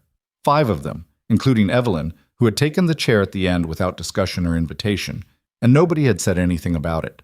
"I appreciate all of you coming," he said. "I know some of you have reservations about being here. I'd rather you stayed with those reservations intact than felt I'd maneuvered you into anything. So I'm going to tell you exactly what I know, and then you can decide." He told them everything. He told it in the same methodical way he'd told Ferris, but with the geological assessment added now, and the surveyor's findings, and the barn, and the particular line in Harrow's last letter. He laid the Weston documents on the table and passed them around. He put the surveyor's preliminary report beside them. He described the cut fence posts, the riders on the ridge, the pattern that Ferris had identified across the properties Harrow had previously acquired. Nobody interrupted him. Even Ned Colton, who looked like a man constitutionally opposed to sitting quietly through anything, listened. When Silas finished, the room was quiet for a moment. Owen Colton spoke first. "The man who came to see me," he said. He was looking at the surveyor's report, not at Silas. "He knew about our note at the bank. He knew the amount and the term and the name of the man who holds it." "That's not public information," Silas said. "No," Owen said. "It's not." He was quiet for a moment, working something through. "He told me he could help with it. Said he had relationships with various lending institutions, and that a man in his position was often able to smooth arrangements that might otherwise become complicated." Owen looked up. "At the time I thought it was a generous offer. Now I think it was a threat wearing a generous offer's clothes." "That's exactly what it was," Mrs. Hatch said, without particular heat, just factually. Ned was looking at Silas. "The barn," he said. "Yes," Silas said. "You know it was him." "I know it was someone connected to him, proving it is what Ferris is working on." Ned's jaw moved. "The proving takes time, and the man keeps operating in the meanwhile." "Yes," Silas said again. "So what do you want from us?" Ned said.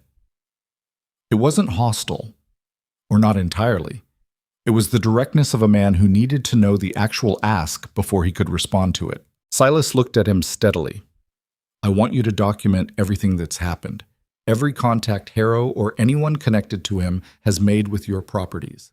Every offer, every visit, every piece of information they shouldn't have had. I want you to give those accounts to Ferris. Together, what happened to each of us separately starts to look like what it is, a coordinated campaign." He paused. "And I want you to hold, not sell, not take the next meeting, not negotiate with anyone Harrow sends to your door." The table was quiet. Hadley said, "What if the banknote does become a problem for the Coltons?" "I've spoken to Ferris about that," Silas said. "If the lending arrangement becomes weaponized, if someone applies pressure on that note that wouldn't normally be applied, there are legal remedies. It's not common for those remedies to succeed fast enough to be comfortable, but they exist." He stopped, then said something that was clearly harder for him to say than everything that had come before. "And I have resources. If it comes to needing a bridge to protect the property while the legal work proceeds, I can discuss that." Owen looked at him sharply. Ned's expression shifted. "You're offering to back our note," Owen said. "I'm offering to discuss options," Silas said carefully. "I'm not in the business of making men feel obligated, but I'm also not going to pretend that I have advantages in this situation that you don't, and that pooling resources is less useful than each of us standing alone." The silence this time was different, heavier, more charged. The kind of silence that contains the specific discomfort of people being offered help they need and aren't sure they can accept with dignity. Mrs. Hatch broke it, which Evelyn suspected she did deliberately. "I've been in this valley for 41 years, the old woman said. She wasn't looking at anyone in particular. She was looking at the middle of the table, the way people do when they're talking to everyone. "My husband built our place. He died 15 years ago and left me with a property and a son who went to California and didn't come back, which was his right, and I've run it since." She picked up her coffee cup. "I'm not easily frightened, but I'll tell you what does frighten me. It's not Harrow, not specifically. It's the idea that the valley gets picked apart piece by piece while everyone stands on their own property, wondering if they should have done something different." She set the cup down. "Silas is offering you a coalition. That's a real thing. I'd take it seriously." Another silence. Then Owen Colton looked at his brother. Ned gave him a look that was almost imperceptible, the shorthand of brothers who've been reading each other for decades. Owen looked at Silas. "We'll document what happened," he said, "and we'll hold." A pause. "The note situation, if it comes to that, we'll talk." "That's all I'm asking," Silas said. The meeting lasted another 2 hours, working through the specifics. What documentation Ferris needed, what format, which incidents were most legally relevant, how the communication between them should be handled going forward. Mrs. Hatch was unexpectedly systematic about this, producing a small notebook from her coat pocket and writing things down in a hand so precise it looked printed. Evelyn fed them all at noon. Nothing elaborate. She'd been up since before dawn getting it together, soup and bread, and a dried apple cake that Danny had somehow helped with the previous evening without being asked, appearing in the kitchen at 8 o'clock and saying he knew how to peel apples if that was useful, which it was. The food had the effect that food generally does in difficult rooms. It gave people something neutral to do with their hands, it lowered the temperature slightly, it created the brief illusion of normalcy that people need sometimes just to keep going. Ned Colton ate 3 pieces of the apple cake and said, around the 3rd piece to no one in particular, "This is good." "Thank you," Evelyn said. He looked at her. The first time he'd looked at her directly all morning. Something in his expression shifted, some calibration happening. "You're not what the town says you are," he said. It was not exactly a compliment. It was more like a correction of a prior conclusion. "I know," she said. He nodded and went back to his cake, and that was the end of it. But it was something. Well, Ferris received the accounts from Hadley and the Coltons and Mrs. Hatch within the week. He read them carefully, compared them to what Silas had already provided, and sent a letter to Silas that was uncharacteristically direct for a man who communicated primarily in qualifications. The pattern is now documented across 5 properties and spans approximately 26 months. The incidents include property damage, financial coercion through third-party lending arrangements, information obtained through means that require investigation, and written communication that constitutes implied threat. I am filing a formal complaint with the territorial court. I am also writing to the Federal Land Commissioner's office, as some of what I am seeing suggests potential violations of federal statutes regarding mineral rights fraud. This is no longer solely a local matter. Silas read the letter twice, then handed it to Evelyn. She read it, set it on the desk. "Federal," she said. "Ferris doesn't write to the federal commissioner unless he thinks it will hold," Silas said.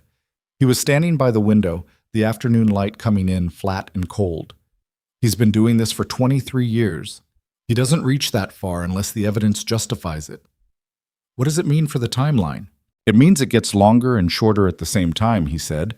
The legal proceeding gets longer, but Harrow's window for maneuvering gets shorter, because once federal involvement is formal, his options narrow considerably. Evelyn thought about this.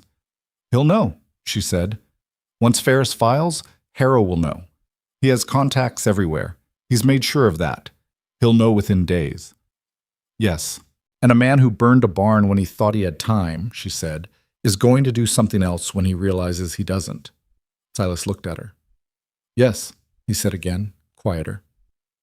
"What can we do?" "Make sure there's nothing here that he can burn that's worse than the barn," he said. "The documents, the Weston letters, the surveyor's report, Ferris's correspondence, I'm having copies made.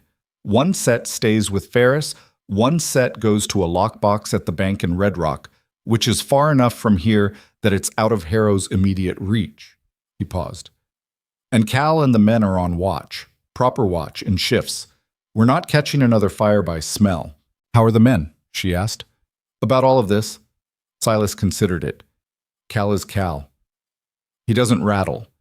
Danny," he stopped, something moving across his face.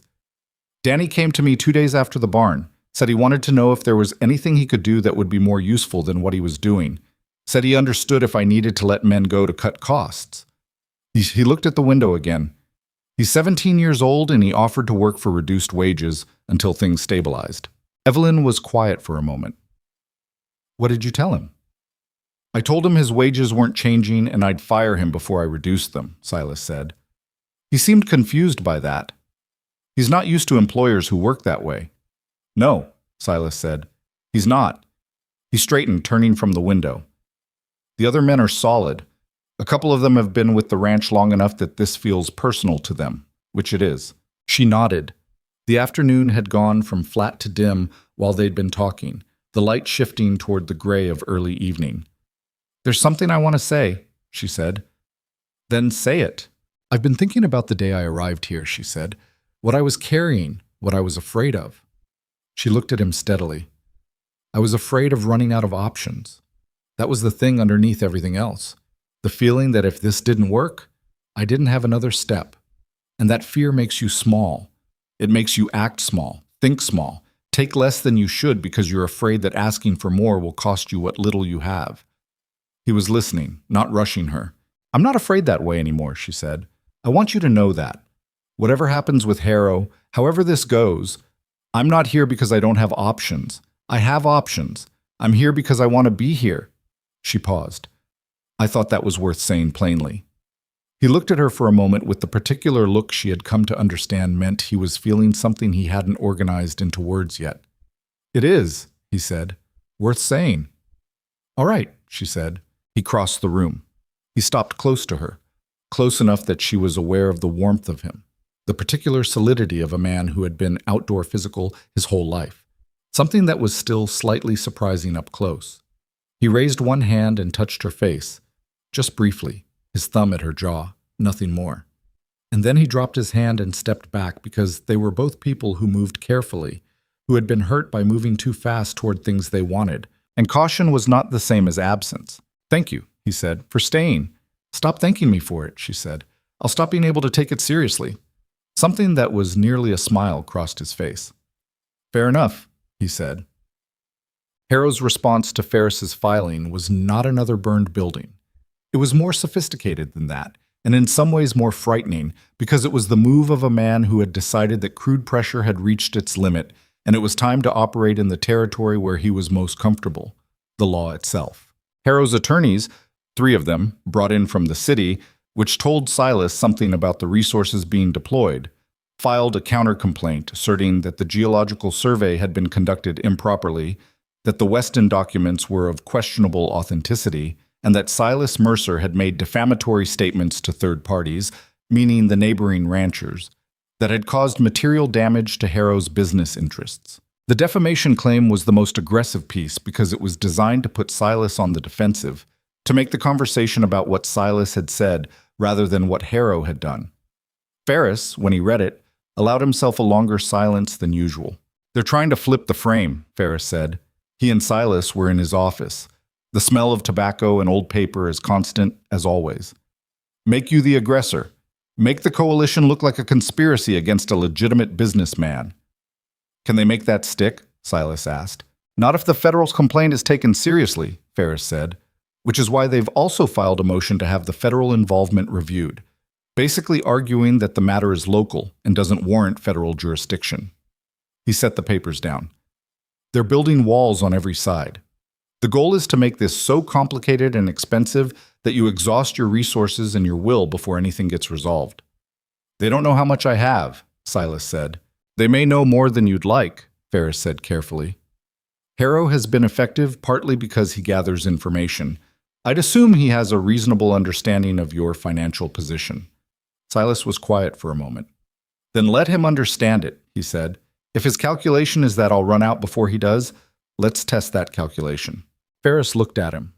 That's not nothing, he said. That's genuinely not nothing, Silas. But I want to be honest with you. Legal proceedings of this complexity at this level can take years. Even when you're right. Even when the evidence is clear. I understand that. Do you? Because understanding it abstractly and living it are... My father built this ranch board by board in ground that most men thought was too rocky to bother with, Silas said. He held it through drought and bad prices and a winter in '79 that killed half his cattle. He didn't do it because it was easy or because he was sure he'd win. He did it because he'd decided it was his, and he was right about that. He paused. I can hold, Ferris. The lawyer looked at him for a long moment, then nodded. All right, he said. Then let's give you something more to hold with. What Ferris had found, and had been waiting until he was certain before sharing, was a land transaction record from 8 years prior. A property 2 counties east, a ranching family named Severance, who had sold to a holding company that turned out, after 3 layers of corporate organization, to be connected to Victor Harrow. The Severances had signed under circumstances that, as Ferris put it with his characteristic precision, bore a notable resemblance to what is occurring in Dry Hollow Valley. The wife of the elder Severance, a woman named Pearl, was still alive. She had been, Ferris said, amenable to speaking with him. How amenable? Silas asked. She used the phrase waited years for this when I explained the situation, Ferris said. I'd call that amenable. Pearl Severance arrived in Dry Hollow on a Wednesday, 14 days before the first court hearing, on the afternoon stage. She was a gray-haired woman with the particular economy of movement that belongs to people who have been carrying anger for a long time and have learned to carry it efficiently. She came to the ranch because Evelyn had extended the invitation. Ferris had suggested it would be easier than the lawyer's office, that a kitchen table was a better place for the kind of conversation this needed to be. She sat at the kitchen table and drank coffee and told them what had happened to her family's land 8 years before, and she told it without drama because the facts themselves were dramatic enough without assistance. The pattern was identical. The initial approach, the polite offers, the increasing pressure, the sudden emergence of complications with their land title, complications that turned out to have been manufactured, though proving that had taken 3 years they didn't have. A fire, in their case, that had taken the farmhouse rather than a barn. The final sale, under duress, at a fraction of what the land had yielded for Harrow's interest since. Evelyn listened to all of it. She watched Pearl Severance's face while the woman talked. Not the composed surface of it, which was steady and controlled, but the slight tightening around the eyes when she described the fire. The barely perceptible pause before she said her husband's name. Your husband, Evelyn said gently. Pearl was quiet for a moment. He died 2 years after the sale, she said. He was not an old man. He was 61 years old and he had farmed that land for 30 years and losing it. She stopped. He didn't recover from it. Not fully. Some people don't. The kitchen was very quiet. Silas, who had barely spoken, said, I'm sorry. Pearl looked at him. I didn't come here for sorrow, she said, not unkindly. I came because your lawyer told me you have a real chance of stopping this, and if I can help with that... She paused. Then Harold's land means something beyond just being gone. Evelyn reached across the table and covered the woman's hand briefly with hers. Pearl looked at it, then looked at Evelyn with the expression of someone accepting something they'd been too guarded to accept for a long time. I'll testify, Pearl said. Whatever you need. The first hearing was in the territorial courthouse in a town called Mill Haven, 40 miles east of Dry Hollow. It was not the final proceeding.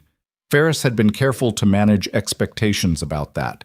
It was an early hearing on the competing motions, Harrow's attorneys seeking to dismiss the federal involvement and challenge the survey findings, Ferris seeking to establish the pattern of conduct across multiple properties as a unified course of action. They rode to Millhaven on a Wednesday morning, a larger party than Silas was accustomed to organizing. Himself and Evelyn, Ferris, Mrs. Hatch, who had insisted on attending and could not be reasonably persuaded otherwise, and Ned Colton, who had volunteered without being asked while Owen stayed to manage both properties. The courthouse was a solid stone building that conveyed, by its construction, the belief that law was something permanent enough to deserve permanence.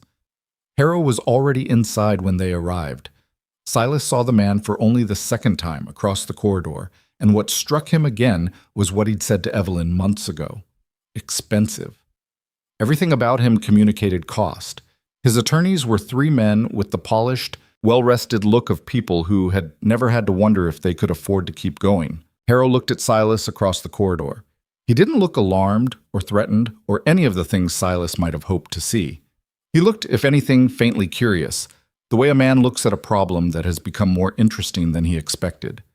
Then he looked at Evelyn, briefly, and something in his expression shifted in a way that Silas didn't like but couldn't specifically name. He looked away. They went inside.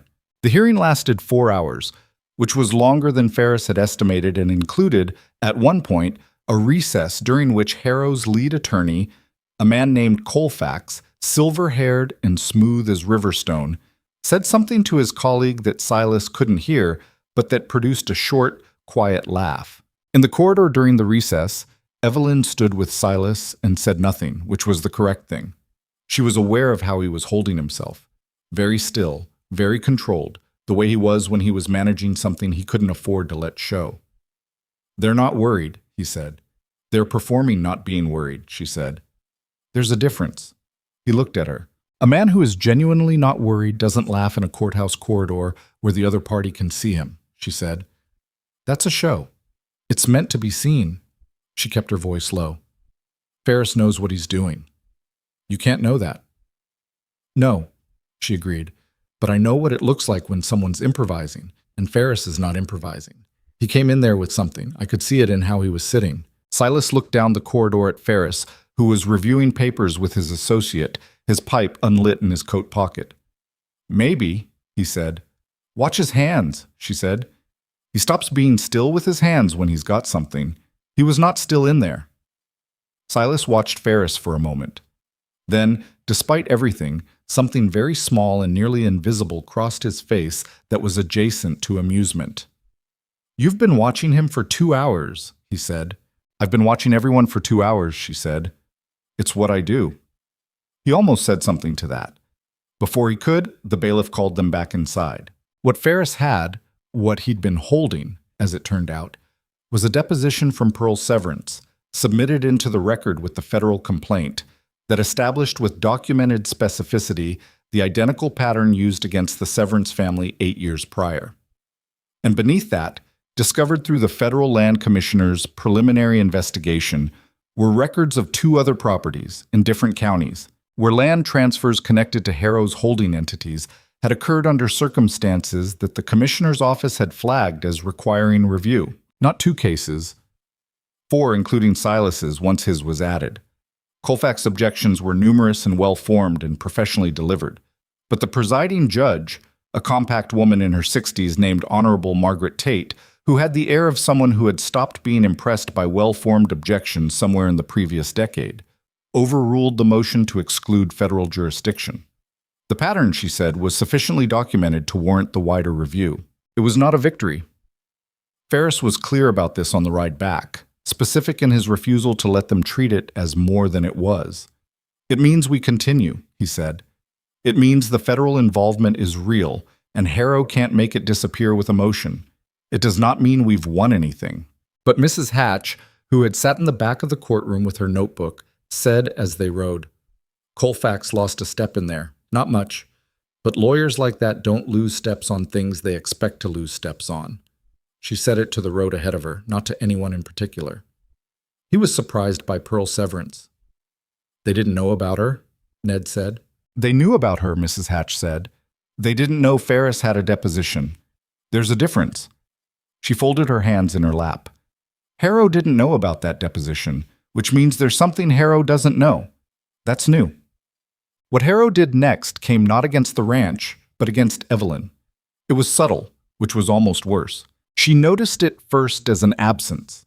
The feed store in Dry Hollow that had been filling the ranch orders suddenly had delays, explained in apologetic but vague terms. The supplier who'd been providing the ranch's winter grain had received apparently a better offer from another buyer. Small things. Administrative friction. The kind of thing that individually looked like ordinary business difficulty and collectively looked like someone making phone calls. Then she heard about the letter. It was Mrs. Hatch who told her, appearing at the ranch on a Tuesday morning unannounced, which was unlike her enough to be immediately significant. I heard something, Mrs. Hatch said. She sat at the kitchen table and accepted coffee and was uncharacteristically indirect for approximately 45 seconds, which was the longest Evelyn had seen the woman be indirect. There's a letter circulating, in town, among certain parties. It's written as though it's from someone in Abilene, where you lived before. Evelyn was still. It suggests, Mrs. Hatch said carefully, that your husband's death was not entirely straightforward, that there were financial irregularities surrounding it, that your departure from Abilene was less voluntary than you've implied. Evelyn set down her cup. None of that is true, she said. I know it's not true, Mrs. Hatch said, without missing a beat. I've known enough liars in my life to know the particular flavor of one operating at a distance. She looked at Evelyn directly. But it's circulating, and in a small town, circulation is its own kind of damage. Evelyn sat with this for a moment. She was aware of several things simultaneously. The anger, which was clean and cold and entirely justified. The older, more familiar fear, which was the fear of being unmade by a story that had nothing to do with who she actually was. And underneath both of those, something steadier, something that had been growing in her for months without her fully acknowledging it. "Does Silas know?" she asked. "I came to you first," Mrs. Hatch said. "All right." Evelyn was quiet for a moment. "I'll tell him." "Yes," Mrs. Hatch said. "You should." She told him that evening. She told it plainly, the same way she'd told him about Thomas. Just the facts, in order, without asking for anything specific in return. She watched his face while she talked, and she saw, very clearly, the moment when the anger settled into the particular stillness that she'd come to understand was not calm, but was the surface of something much colder. "He's going after you because he can't get to me directly," Silas said.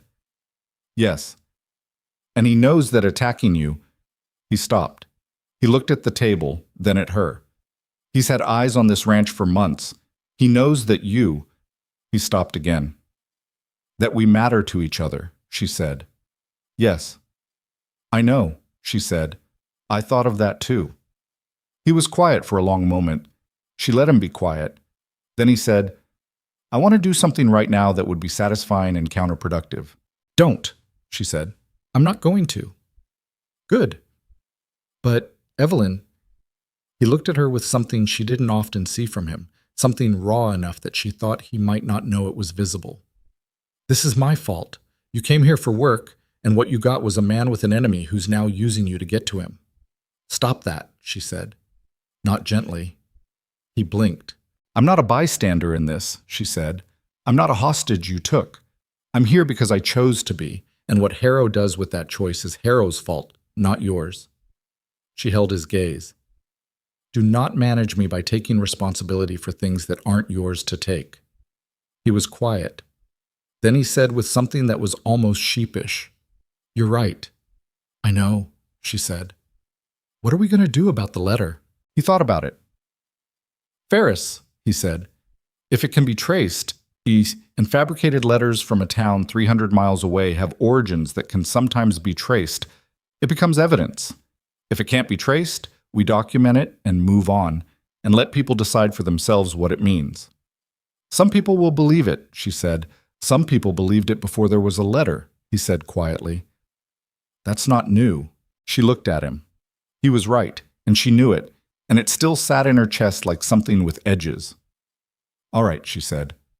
"I'm sorry," he said, meaning it, not as a performance of responsibility, but as the real thing, the acknowledgement between two people that something unfair has happened, and the only honest response is to name it.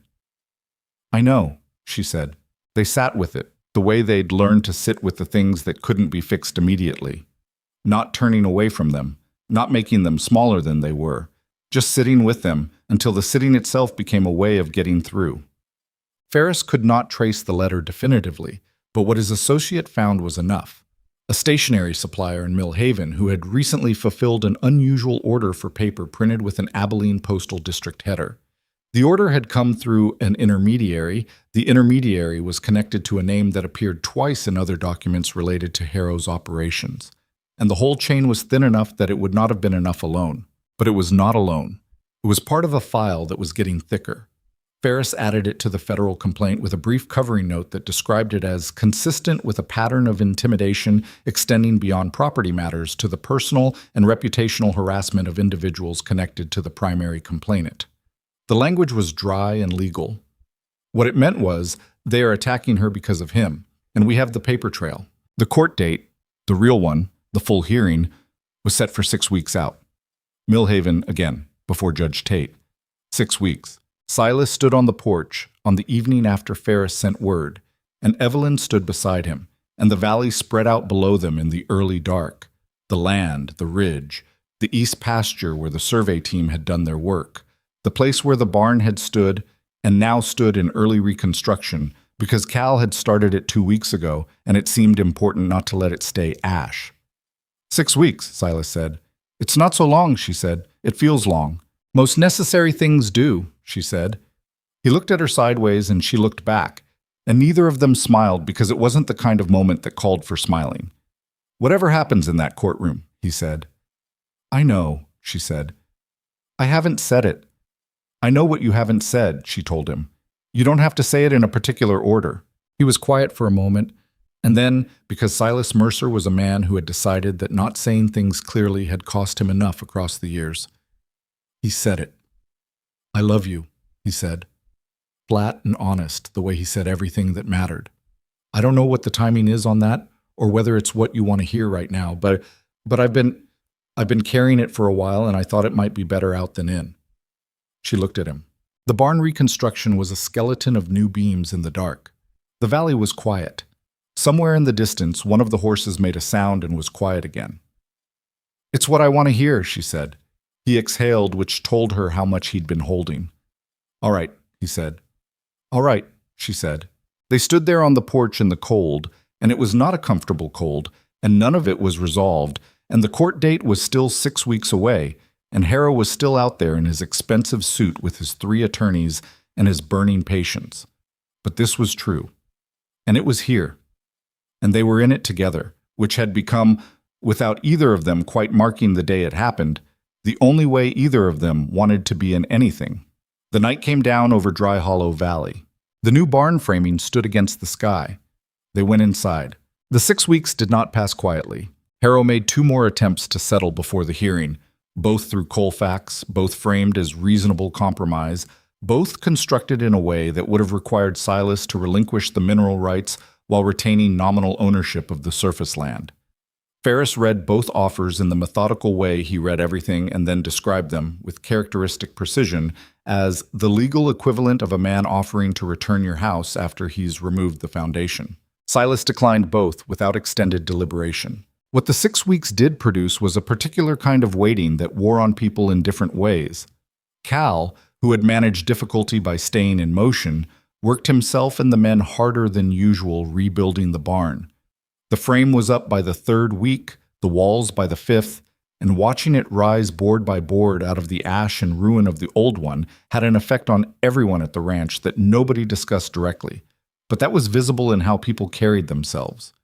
Danny, who had been 17 when this started and seemed in some ways to have aged past that, spent his spare hours learning to read from Evelyn, who had offered without making a project of it, simply leaving one of Thomas's simpler books open on the kitchen table one evening and saying she could help with the parts that were harder if he was interested.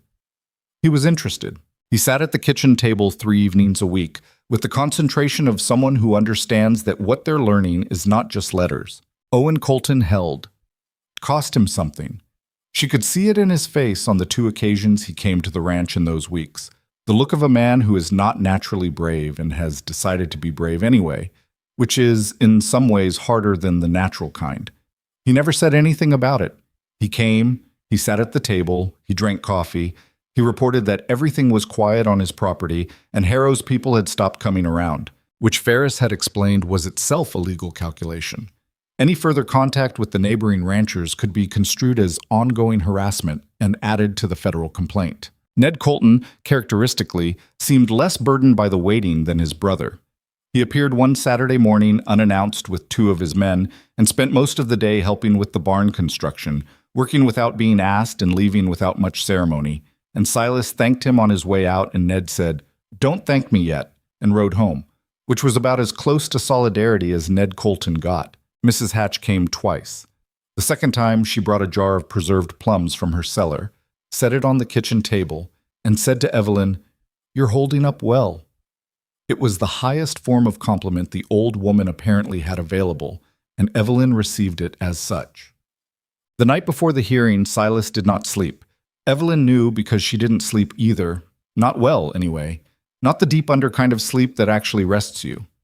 She lay awake in the small room that had been hers since the first week and listened to the quiet of the house and thought about the way this story had assembled itself around her without her planning any of it. She had come here for work. She had come for $14 a month and a room that was small but warm and a floor beneath her feet when she'd run out of floor. She had come with Thomas's books on her dresser and the specific weight of a grief she was still learning to carry without letting it become the whole of her. And somehow, in the business of peeling potatoes and banking fires and putting out 2 cups instead of 1, she had built something she hadn't known she was building, not a replacement for what she'd lost. She had stopped believing that was how it worked, that you replaced things. You just eventually found that your hands were doing something new, and the something new was real, and it coexisted with what was gone. The same way morning coexisted with the night that came before it, neither erasing the other. She thought about Thomas, who had remembered things she said 2 months later and asked about them. She thought about his books, 3 of which were still on the dresser, their spines cracked from his reading. She thought about how grief was not a thing you finished, but a thing you learned to carry differently over time. The way you adjust your grip on something heavy for the long walk rather than trying to put it down. And she thought about Silas, awake somewhere in the house, doing his own version of whatever she was doing. She got up and put her robe on and went to the kitchen and made coffee, because it was 4 in the morning and there was nothing useful to do with sleeplessness except caffeinate it. He came into the kitchen 15 minutes later, which she'd expected. He sat down. She set a cup in front of him. "You should sleep," he said. "So should you," she said. He looked at the cup. "I keep thinking about what Colfax is going to do in there tomorrow." "He's going to try to make the case about you," she said. "About your motives, your intelligence, your character. He's going to try to make the jury, or whoever's listening, look at you and see an obstinate man protecting something out of stubbornness rather than right. You've been thinking about it too." "Yes." "And?" She sat down across from him. "And I think you need to let them look," she said. "Don't hide from it. Don't defend against it. Just let them look at you and say what you need to say and trust that what's true is visible if you're not busy trying to manage how you appear." He was quiet, turning the cup slowly. She'd watched him do that for months. Turn cups, turn his hat, turn things in his hands while his mind worked. "I'm not good at courtrooms," he said. "I know. You're good at being honest, and that's more useful." "They're better at this than I am. Colfax has done this 100 times. "He's done what he does 100 times, she said. "He hasn't done you 100 times, and you have something he doesn't." "What's that?" "The truth," she said. And then, before he could give her the look that deserved, "I know how that sounds, but I mean it practically, not like a sentiment. You have documentation, you have Pearl Severance, you have 4 ranchers who will speak to the pattern, you have a surveyor's report, and you have Ferris, who is not a theatrical man, which means when he speaks it sounds like fact rather than argument." She held his gaze. "The truth, practically assembled, is what you have. That's not nothing." He looked at her across the table in the pre-dawn kitchen, the lamp between them throwing its small circle of light, and she thought he was going to say something about the case, or the hearing, or Colfax. Instead he said, "I don't know how I would have done this without you." She was quiet for a moment. "You would have done it," she said. "You would have been angrier and more alone doing it, but you would have held." "Maybe," he said. "But this—" He gestured, a rare thing for him, a small motion that seemed to mean the kitchen, the table, the 2 cups, all of it. "This is better." She looked at him. "Yes," she said. "It is." The courtroom in Mill Haven was full, in a way that courtrooms are full when the matter before them has leaked into the general consciousness of a region.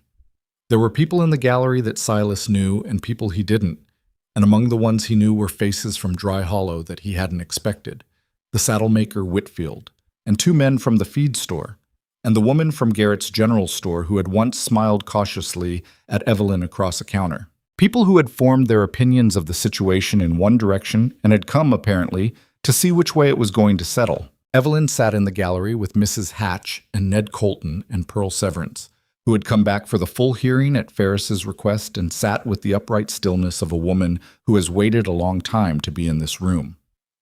Silas sat at Ferris's table and did not look at the gallery, because looking at the gallery was the thing you did when you needed reassurance, and needing reassurance was something he couldn't afford at this particular moment. Colfax opened for Harrow's side with the professional ease of a man who had done this enough times that the performance was indistinguishable from naturalness. He characterized Silas as a man acting from emotion rather than reason, a rancher who had built a personal narrative around a business dispute, and then spread that narrative. He used the word defamatory 3 times in the first 10 minutes, to neighboring property owners, causing material damage to his client's legitimate business interests. He questioned the Geological Survey's methodology and technical language designed less to illuminate than to obscure. He He referred to the Weston documents as historical speculation rather than evidence. He was very good. Evelyn watched him and recognized the specific skill of someone who understood that in a room where most people don't know the facts, what you're really arguing is which version of events feels more credible, and credibility was a performance he'd been polishing for 30 years. Ferris did not perform. That was the difference, and it was visible. Ferris presented.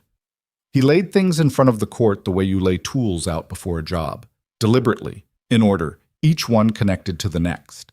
Pearl Severance's account corroborated by the land transaction records, the 2 additional properties flagged by the federal commissioner's office, the documented intimidation across Silas's own property, the cut fences, the fire, the letter constructed to damage Evelyn's reputation, with the stationary trail attached, the surveyor's report, which he had anticipated Colfax challenging and had therefore prepared with the surveyor himself present as a witness, a compact and meticulous man who was constitutionally incapable of saying anything he couldn't substantiate. It took most of the morning. Judge Tate asked questions. They were not the questions of a person being convinced. They were the questions of a person who was already thinking ahead, who was testing the structure of the argument for load-bearing weaknesses. She asked Colfax twice to clarify things he had left deliberately vague, and both times the clarification was less helpful to his case than the vagueness had been. Then she called Silas. He sat in the witness chair and looked at the room and did what Evelyn had told him to do. He let them look. Colfax cross-examined him for 45 minutes, and it was the kind of examination designed to make a person feel stupid, dense with legal language, circular in structure, doubling back to catch inconsistencies, questioning Silas's understanding of geological assessments he'd admitted he wasn't trained to read, questioning his motives for speaking to the neighboring ranchers, returning several times to a version of the question. Isn't it possible that you've simply misunderstood a straightforward business negotiation? Silas answered each question directly and without elaboration. He did not get defensive, which was hard. He did not fill silences with extra words, which was harder. When Colfax asked him to characterize his relationship with Evelyn Reed and implied, without quite saying, that her involvement in reviewing his father's documents and coordinating the rancher coalition indicated a motive beyond employment, Silas looked at him for a moment. Then he said, "She's the most clear-headed person I've encountered in this situation, or most others. I'd have been glad of her judgment regardless of anything else between us. Those are 2 separate things, and I think you're aware they're separate." Colfax moved on.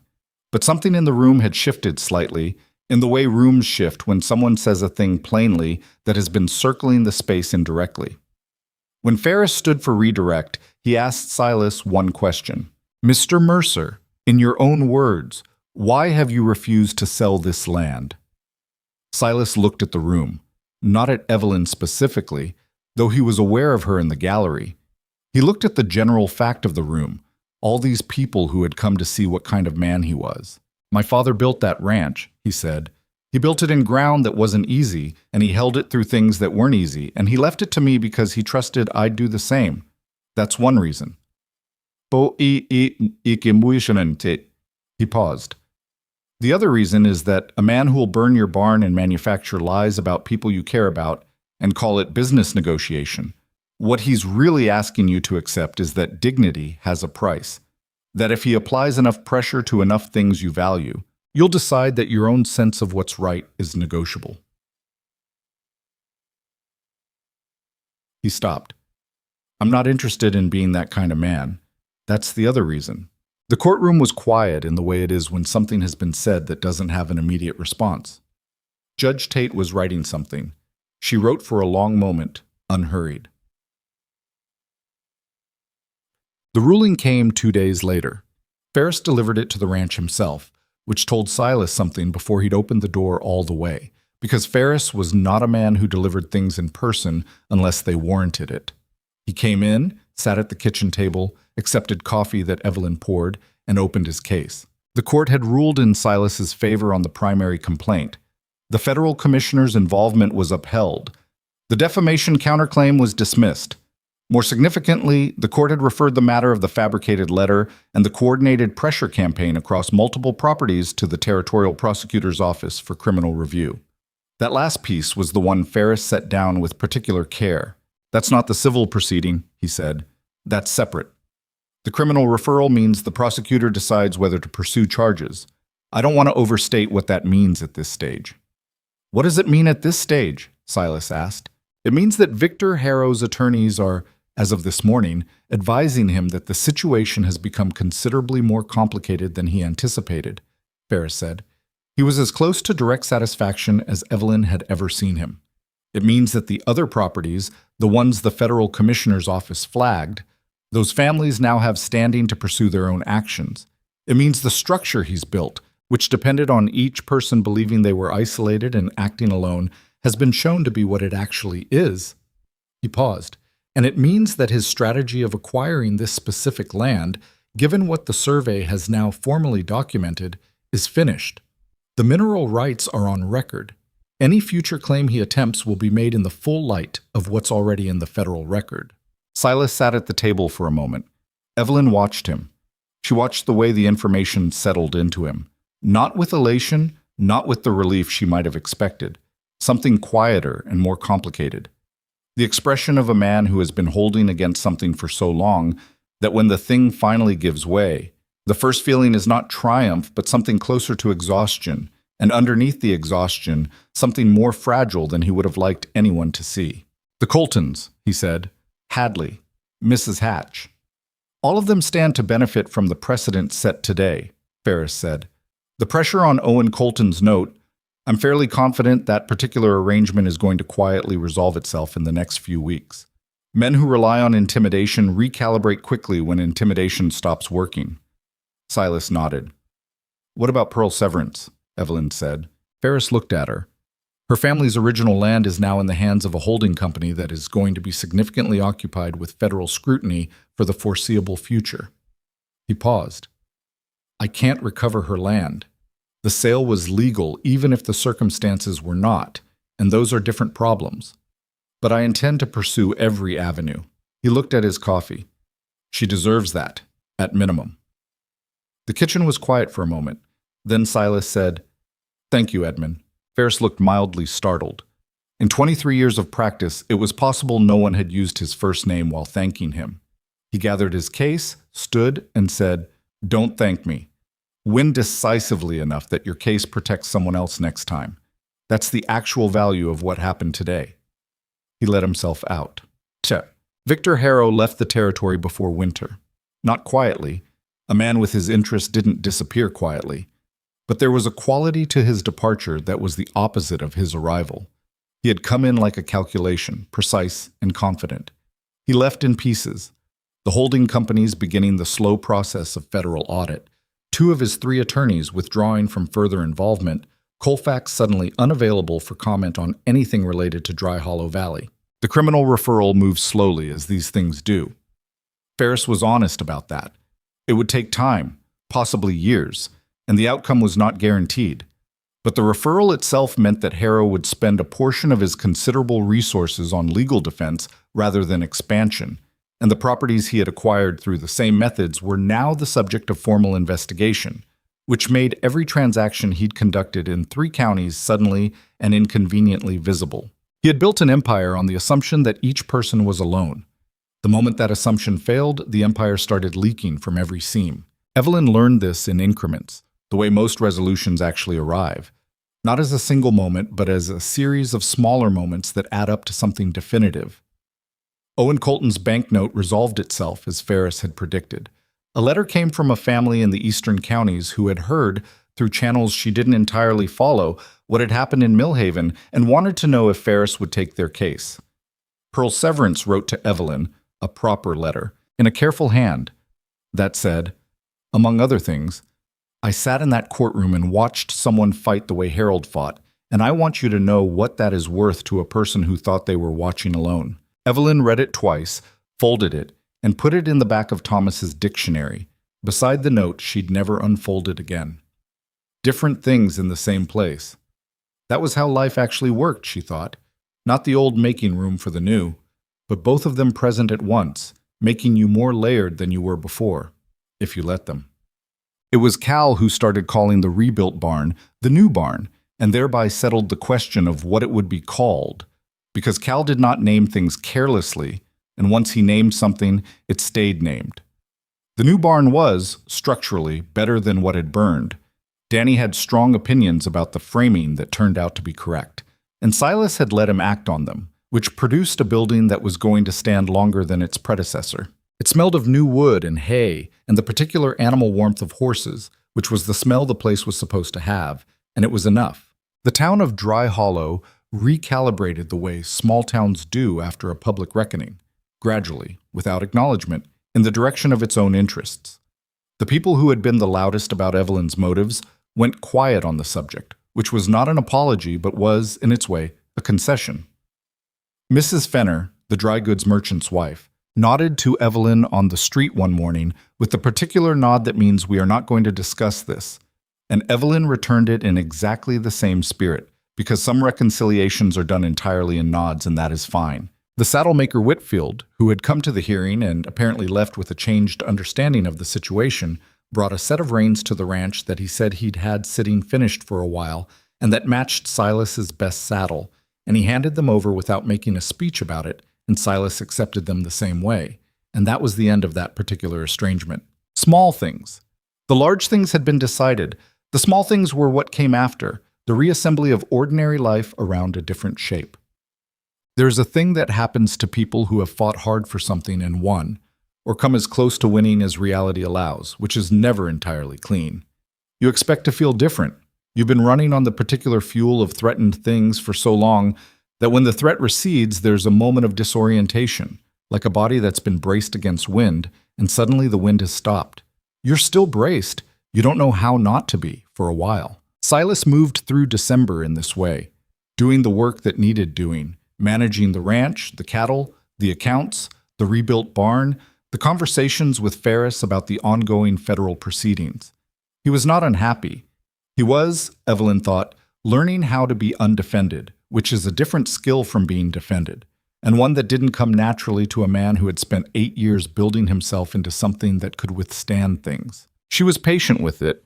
She understood it from the inside. She was doing her own version, learning how to stop waiting for the next thing to go wrong, how to stop assessing exits, how to let herself be somewhere without holding part of herself back in case she needed to leave in a hurry. That part was harder than she'd expected. Survival habits are sticky. They serve you when you need them and persist when you don't. And the work of letting them go is not dramatic. It's just a lot of ordinary mornings where you notice you've been holding your breath and decide to stop. She stopped more often as December went on. She started writing again. She had kept a journal since she was 16 and had stopped the day Thomas died. And picking it up again felt strange in the specific way that returning to something that once held you feels strange when you've changed enough that you're not sure it will hold you the same way. But it did, mostly, different, enough. Danny finished the book she'd started him on and asked about the next one, and she gave him one of Thomas's busts, not the one she was keeping, but one she'd had duplicated in her mind so thoroughly that the physical copy felt shareable. He read it slowly and carefully, the way you read something when reading itself is still new, and came back with a question about a passage that was genuinely interesting, the kind of question that told her he was not just decoding, but thinking. She told him it was a good question. He looked at the table, the way young people do when they're pleased and don't know what to do with it. Thomas would have liked you, she said, which surprised her as she said it. Not because it was untrue, but because it was the first time she'd said Thomas's name in a forward-looking sentence, a sentence about what he would think rather than what he had thought. That was different. That meant something. Danny looked up, not sure what to do with that. He sounds like he was good, Danny said. He was, she said. He'd have asked you the same question. Silas asked her to marry him on a January morning, which was not a romantic month in Dry Hollow Valley, but was the month that happened to be when he was ready, and he was not a man who waited for the calendar to cooperate with his intentions. He asked her in the kitchen, which was where most of their important conversations had happened, and which was therefore appropriate, even if it was not the setting of a sentimental story. She was making biscuits. He came in from outside with cold still on his coat and stood at the counter and said without preamble, "I'd like you to marry me, if that's something you want." She went still for a moment, then she said, "You could have asked that with some more ceremony." "I know," he said. "Do you want ceremony or do you want an answer?" She looked at him, the particular worn into honesty face of him, the hands that still showed the faint marks of the fire, the way he stood like someone who had decided something and was prepared to be told it was wrong without taking it back. "Yes," she said, "that's my answer." He crossed the kitchen and kissed her, which he had not done before. And it was not a perfect moment because her hands were floury and his coat smelled of horses, and outside the wind was doing something aggressive to the eaves, but it was entirely real, which was better. They were married in March, on the ranch, with the new barn visible through the windows and the valley coming out of winter in the grudging way it did. Not beautiful yet, but alive again, the first green showing in the low pastures. Ferris came. Mrs. Hatch came in her good dress and sat in the front row and cried exactly once, and then stopped, and was unsentimental for the remainder of the afternoon, which was, Evelyn thought, the most purely Mrs. Hatch thing she had ever witnessed. The Coltons came, both of them, Owen with his wife, Ned without, eating most of the food with cheerful efficiency. Hadley came and brought his daughter, who had never met Evelyn, and spent the afternoon watching her with the particular attention of a young woman trying to understand someone she finds interesting. Danny wore a shirt with a collar and was clearly uncomfortable in it and stayed in the collar anyway, which told you everything you needed to know about his character at 17. Cal stood at the back of the room through the ceremony and was the first one to shake Silas's hand afterward, which he did without words, holding on for a moment longer than a handshake required. And Silas understood what that meant and didn't need it said. Pearl Severance sent a letter. It arrived 2 days later. It said, "I heard the news through Ferris. You deserve this, both of you. I mean that the way it is meant." Evelyn put it in Thomas's dictionary with the others. 3 letters in the back of an old book. An accounting of the things that had happened to her, all of them true, all of them present at once. There is a version of this story that ends with the mineral survey and the courtroom and the legal victory, and that version is not wrong exactly, but it's incomplete. Because what the story is actually about is something that doesn't appear in court records or geological reports. It's about the way that isolation will, the long practiced kind, the kind that becomes a whole way of living, can be so total that the person inside it has stopped recognizing it as a choice. Silas Mercer had built walls the way his father had built fences, methodically, for practical reasons, in response to real things that had happened. Clara's death. 8 years of managing grief by managing everything else. The discovery, repeated enough times to become a belief, that money was a kind of test that most people failed, and that the safest response to that was to stop offering the test. He had not been wrong about any of it. That was what made it so difficult to argue with. The lesson, if there is one, and Evelyn was suspicious of lessons that came out too clean, is not that love conquers loneliness, which is a romantic way of saying nothing. The lesson is closer to this, that the walls we build against pain have the same effect on joy, and the work of living is not to stop building walls but to remember, periodically, to check which direction the door swings. Evelyn had done her own version of this. She had survived on survival for a while. She had learned to be excellent at the practical things because the practical things were what was in front of her. And she had quietly, without quite deciding to, moved further and further from the person who had kept a journal since she was 16 and cried at Thomas's books and believed in her better moments that she was allowed to want a full life. What happened in Dry Hollow Valley was not that either of them became different people. People do not become different people. What happened was that both of them, slowly and without announcement, became more fully themselves, in the presence of someone who wasn't going to use it against them. That is not a small thing. It might be the whole thing. The valley in summer was green and wide, and the ridge to the east stood as it always had, the mineral deposits and its rock undisturbed for now. The subject of ongoing legal and logistical consideration that Silas approached with the same measured deliberateness he applied to everything. He was not in a hurry.